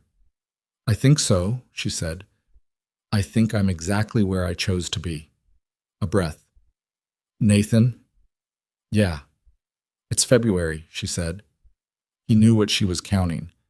4 months, he said. "The agreement was 6, she said. "Not accusing, just stating." "Yeah," he said. "So we have 2 more months." "Yeah." She was quiet for a moment. Could hear her in it. The particular Victoria Sterling quality of sitting with something she'd rather act on. "I know why you said 6 months, she said. "I understand it. I even agreed with it when you said it." A pause. I'm just telling you that knowing the reason something is necessary doesn't make it feel any less long. I know, he said. Okay, she said. I just needed to say that. I know that too, he said. Victoria. Yeah. I'm glad it's done, he said. I mean that. Not for us. For you. Because you've been carrying that for years and now it's over, and you get to be just yourself for a while. The line was quiet. Just myself, she said, like she was trying the phrase on. You're good at it, he said. When no one's managing you. She was quiet for another moment, and when she spoke, her voice had shifted slightly, warmer at the edges. You're very strange, she said. Probably, he said. I mean that as a compliment. I know, he said. Go celebrate. Call Charlotte. Drink something good. She laughed. Charlotte is going to say I told you so for approximately 45 minutes. Let her, he said. She earned it.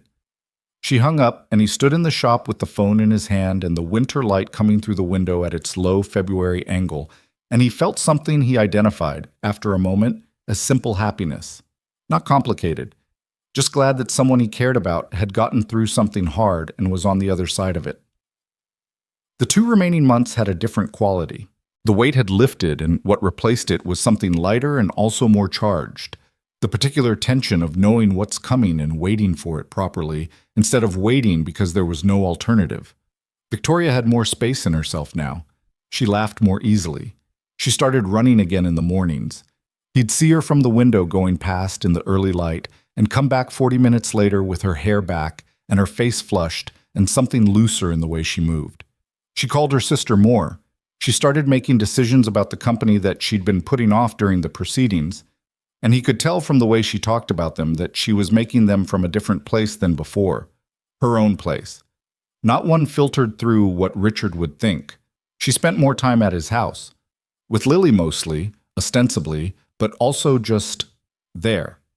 Working at the kitchen table when he was in the shop, picking up Lily from school once a week when his schedule was tight, reading on his porch in the late afternoons when the weather allowed. It should have felt like they were doing the thing they'd agreed not to do early, but it didn't. It felt like what it was. 2 people who had agreed to be honest about what they were, who were being patient about the form of it. Lily was approximately fine with all of this. She was more than fine. Lily had a specific gravity toward Victoria that had been present from the beginning and had only deepened, and she did not perform it. She just included Victoria in her world with the matter-of-fact ease of someone who had decided a person belonged there. She showed her homework. She requested opinions on her drawings, several of which now featured characters she'd named after people at the cabin. She asked Victoria once, while they were sitting on the back porch, what her favorite color was, and then looked at the answer, but navy blue, with an expression of serious consideration, and said, "That's a grown-up answer." "What's a kid answer?" Victoria said. "Green," Lily said, "or orange or purple." "What's your answer?" Lily thought about it. "It changes," she said. "Today it's yellow. Yesterday it was red." "That might be the best answer I've ever heard," Victoria said. Lily looked satisfied. "I know," she said. March came, then most of April. And then one Sunday morning, Nathan woke up early and lay in bed and looked at the ceiling and thought about the calendar. He did the arithmetic, which he'd been doing with decreasing casualness as the number got smaller. He lay there in the early light of a Sunday in late April and thought that they had reached it. 6 months had passed. The thing they had agreed to wait for had arrived, which was strange to realize because arriving didn't feel like anything in particular. He'd half expected some signal, some internal shift like a lock turning over, but mostly it just felt like a Sunday morning with the birds going outside and somewhere down the street, someone starting their car. He made coffee. He stood at the kitchen window and drank it and looked at the street. Victoria's study light was already on. He set down his mug. He went upstairs and knocked on Lily's door, which produced a groan of impressive depth from within. "I'm going across the street," he said through the door. "Get up when you're ready. There's cereal." Another groan, this one slightly more accepting. He went downstairs. He stood in his own hallway for a moment. He was nervous, which was unexpected. He'd been calm through all of it. The waiting, the complications, the long, slow passage of the 6 months. And now he was standing in his hallway on a Sunday morning in April, being nervous about crossing the street, which was something he'd done 100 times. He crossed the street. He knocked on her door. He heard movement inside. The specific sound of someone who was up and working, a chair scraping back, footsteps. And then the door opened and Victoria was there in a sweater and socks with her reading glasses pushed up on her head and a pen in her hand, and she looked at him, and her expression went through three things in rapid succession and settled on something he couldn't entirely name. "Hi," she said. "Hi," he said. She looked at him for a moment. "Do you want coffee?" she said. "I have coffee," he said. "Okay," she said. She didn't move. "Victoria," he said. "Yeah." "It's been 6 months." She looked at him. The pen was still in her hand, and she seemed to realize this and looked at it like she'd forgotten it existed and set it on the table beside the door. "I know," she said. "I know you know," he said. "I just wanted to say it out loud." She looked at him for a long moment. The morning was quiet around them. A soft Sunday in April quiet. The trees just starting to go green, the air cool and clear. He was aware that he was on her porch, and that he had not said anything that required a response, and that she was simply looking at him with her reading glasses pushed up in her hair and her socks on, and a morning face that had no performance in it at all. "Come in," she said. He came in. They sat in her kitchen, which was the room in her house that was most hers. The main rooms were still formal in a way that spoke of Richard's taste, but the kitchen she'd reordered over the years in small ways so that it felt lived in, with actual coffee mugs instead of matching sets and a magnetic knife strip she'd installed herself, slightly crooked, and a corkboard covered in papers and Lily's drawings, because Lily left drawings places and Victoria had kept them. He looked at the corkboard. He hadn't noticed it before. A drawing of a fish. That was the bluegill, he was fairly certain. A drawing of the cabin. A drawing of what appeared to be a stick figure family in a variety of improbable situations, one of which seemed to involve a dragon. Victoria followed his gaze. "She leaves them," she said. "I kept them." "Yeah," he said. He looked at the drawings for a moment, then he looked at Victoria. She was sitting across the table with both hands around her mug, and she was looking at him with the particular quality of attention she gave to things she considered worth paying attention to. "I've been thinking," she said, "about what I want to say. When this day came, I've been thinking about it for weeks." "What'd you come up with?" he said. She was quiet for a moment. "Nothing prepared," she said. "Every time I tried to prepare something, it sounded wrong, like I was presenting to a board." She set the mug down. "So I'm just going to say the true thing." "Okay," he said. "I'm not the same person who filed those divorce papers 6 months ago," she said. "Not entirely. Some of that is just the relief of it being over, but some of it is the past 6 months of being just myself, like you said, and figuring out what that is." She looked at her hands. "I used to think I knew exactly who I was because I knew exactly what I'd built. And those two things are related, but they're not the same thing." She looked up. "I know that now. I didn't really before." He listened. "And I know," she said, "that what I want isn't the same as needing a place to go. I know that because I built the place myself. I spent 6 months building it, and it's mine, and I don't need anyone to stand in it with me." She paused. "I want you to stand in it with me. That's different."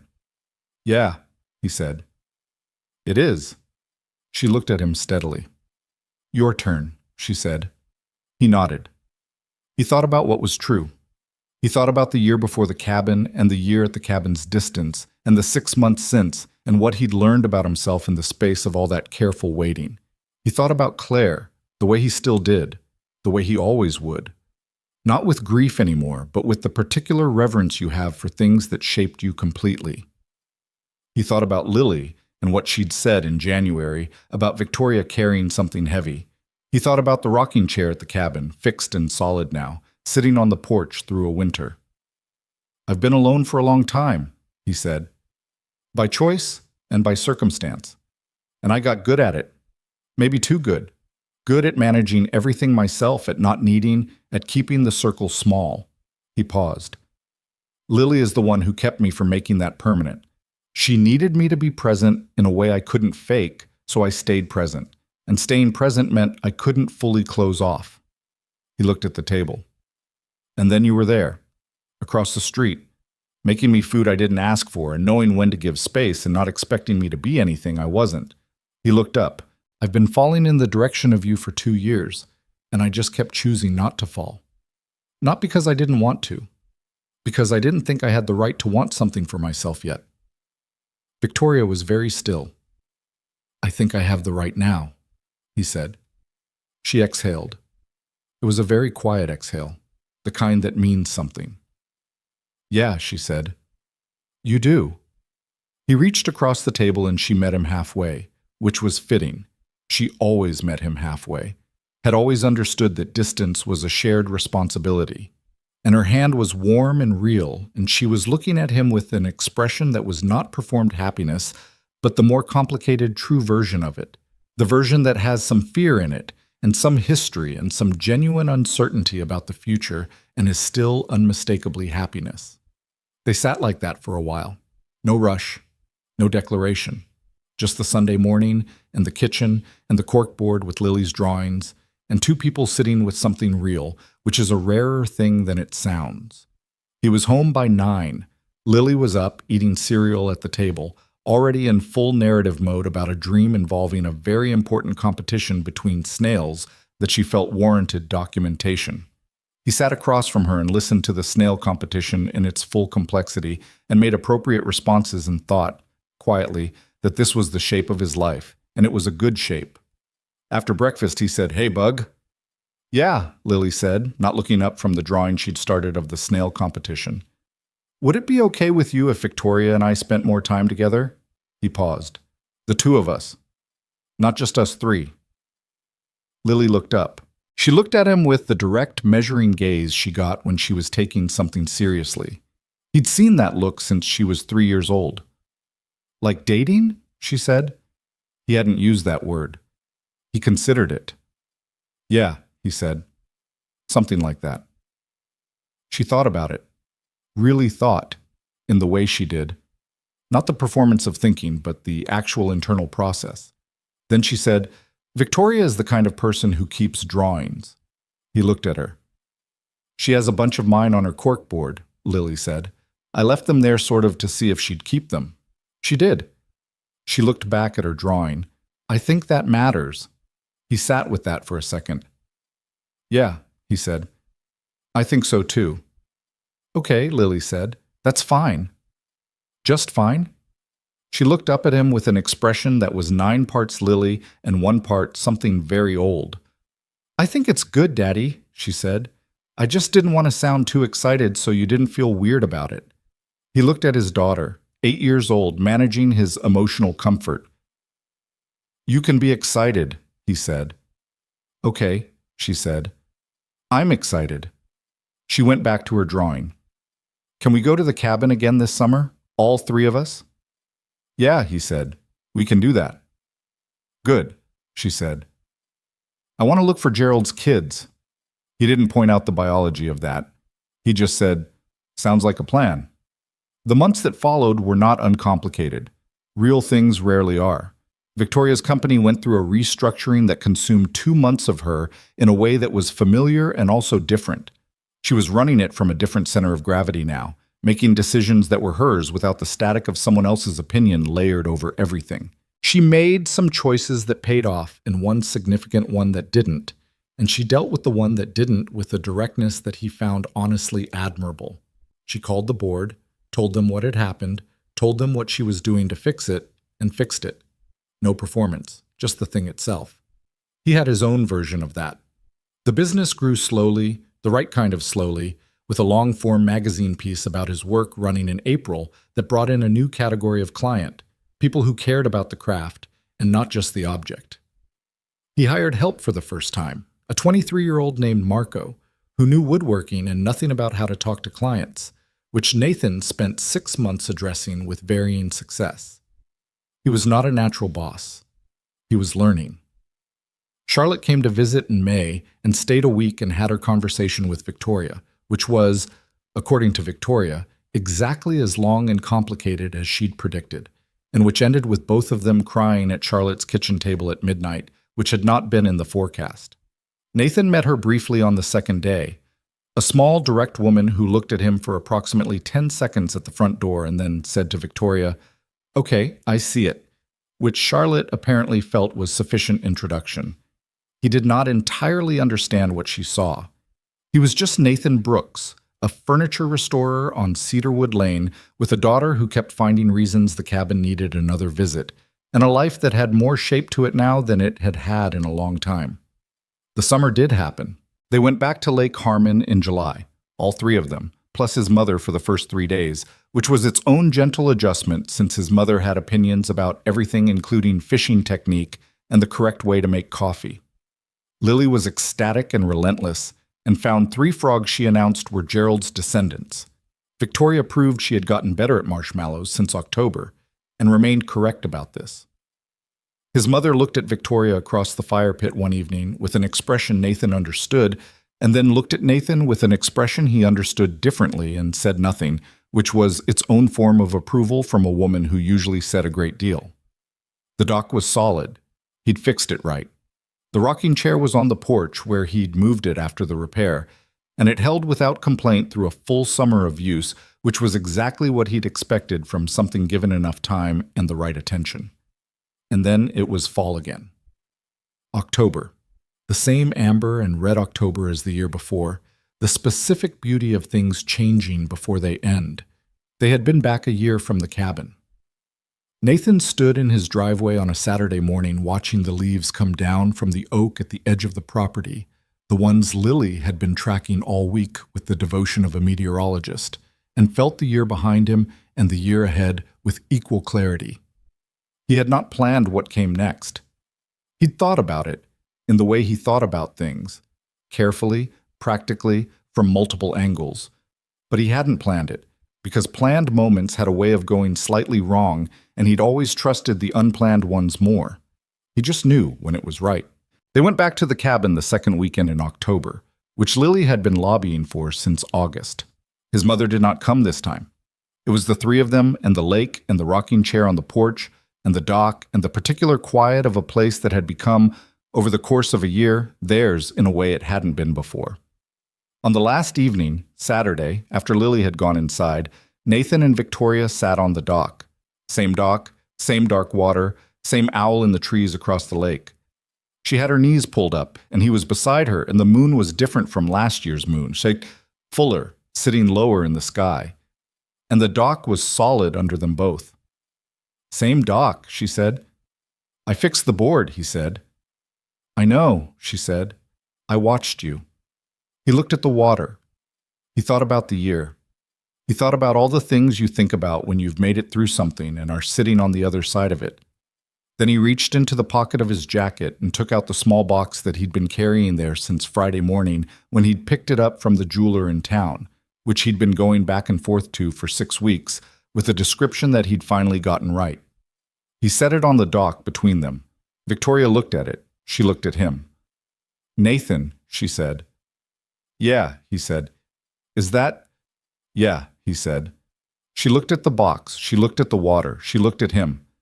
There was a long moment where neither of them said anything, and the lake made its sounds, and the owl called once from the trees, and the night was very still. "Lily picked the stone," he said. "She has opinions about these things." Victoria made a sound that was half laugh and half something else. She pressed her fingers to her mouth for a second. "Of course she did," she said. "She said it had to be something that wasn't trying too hard," he said. Her words. "She's right," Victoria said. He opened the box. The ring was simple, a pale green tourmaline, Lily's selection after a rigorous 15-minute deliberation in the jeweler's shop, set in plain yellow gold. Not flashy, not trying too hard, just itself. Victoria looked at it. "I'm not doing this because it's the next logical step," he said, "or because it makes practical sense, or because Lily wants a mother figure, or because you need someone to take care of, or any of the reasons people do this wrong." He paused. "I'm doing it because the past year has been the best year I've had since before everything went wrong. And I know you're the reason for that, and I want more of it. She looked at him. Her eyes were bright in a way she wasn't trying to manage. "You are," she said, "completely the most unromantic romantic person I have ever encountered in my life." "Is that a yes?" he said. "Yes," she said. "Nathan, obviously yes." He put the ring on her finger and she looked at it there, and then she looked at him and leaned into his shoulder, and they sat on the dock for a long time without saying much. The lake was dark and still. Somewhere in the cabin, Lily was almost certainly still awake, reading under the covers with a flashlight, which was a thing she thought he didn't know about and which he'd long ago decided not to address. "We should tell her," Victoria said. "Tomorrow morning," he said. "She's awake right now," Victoria said. "I know," he said. "She's going to scream," Victoria said. "I know that too," he said. Victoria laughed. It was a real laugh, the kind without any management in it, the kind he'd spent a year listening for and never got tired of. She was laughing into the shoulder of his jacket, and the ring was on her finger, and the dock was solid underneath them, and the lake did what lakes do, which is sit there quietly being itself while people figure out their lives on its edges. He thought about all of it, the grief that had shaped him and the patience he'd built out of it, the daughter who saw things clearly, and the neighbor across the street who'd sat on her own front steps running out of reasons to go back inside.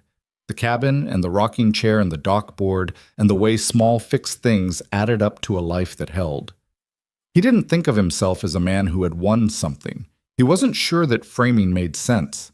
He thought of himself as a man who had, over a long time and with difficulty and with help, he'd eventually gotten good at accepting, built something that was honest. That held weight. That was his. He put his arm around her. She didn't move away. The lake was quiet. The owl called one more time and then went silent. Above them, through the trees, the stars were doing what Lily said stars do when they're trying. They were very bright.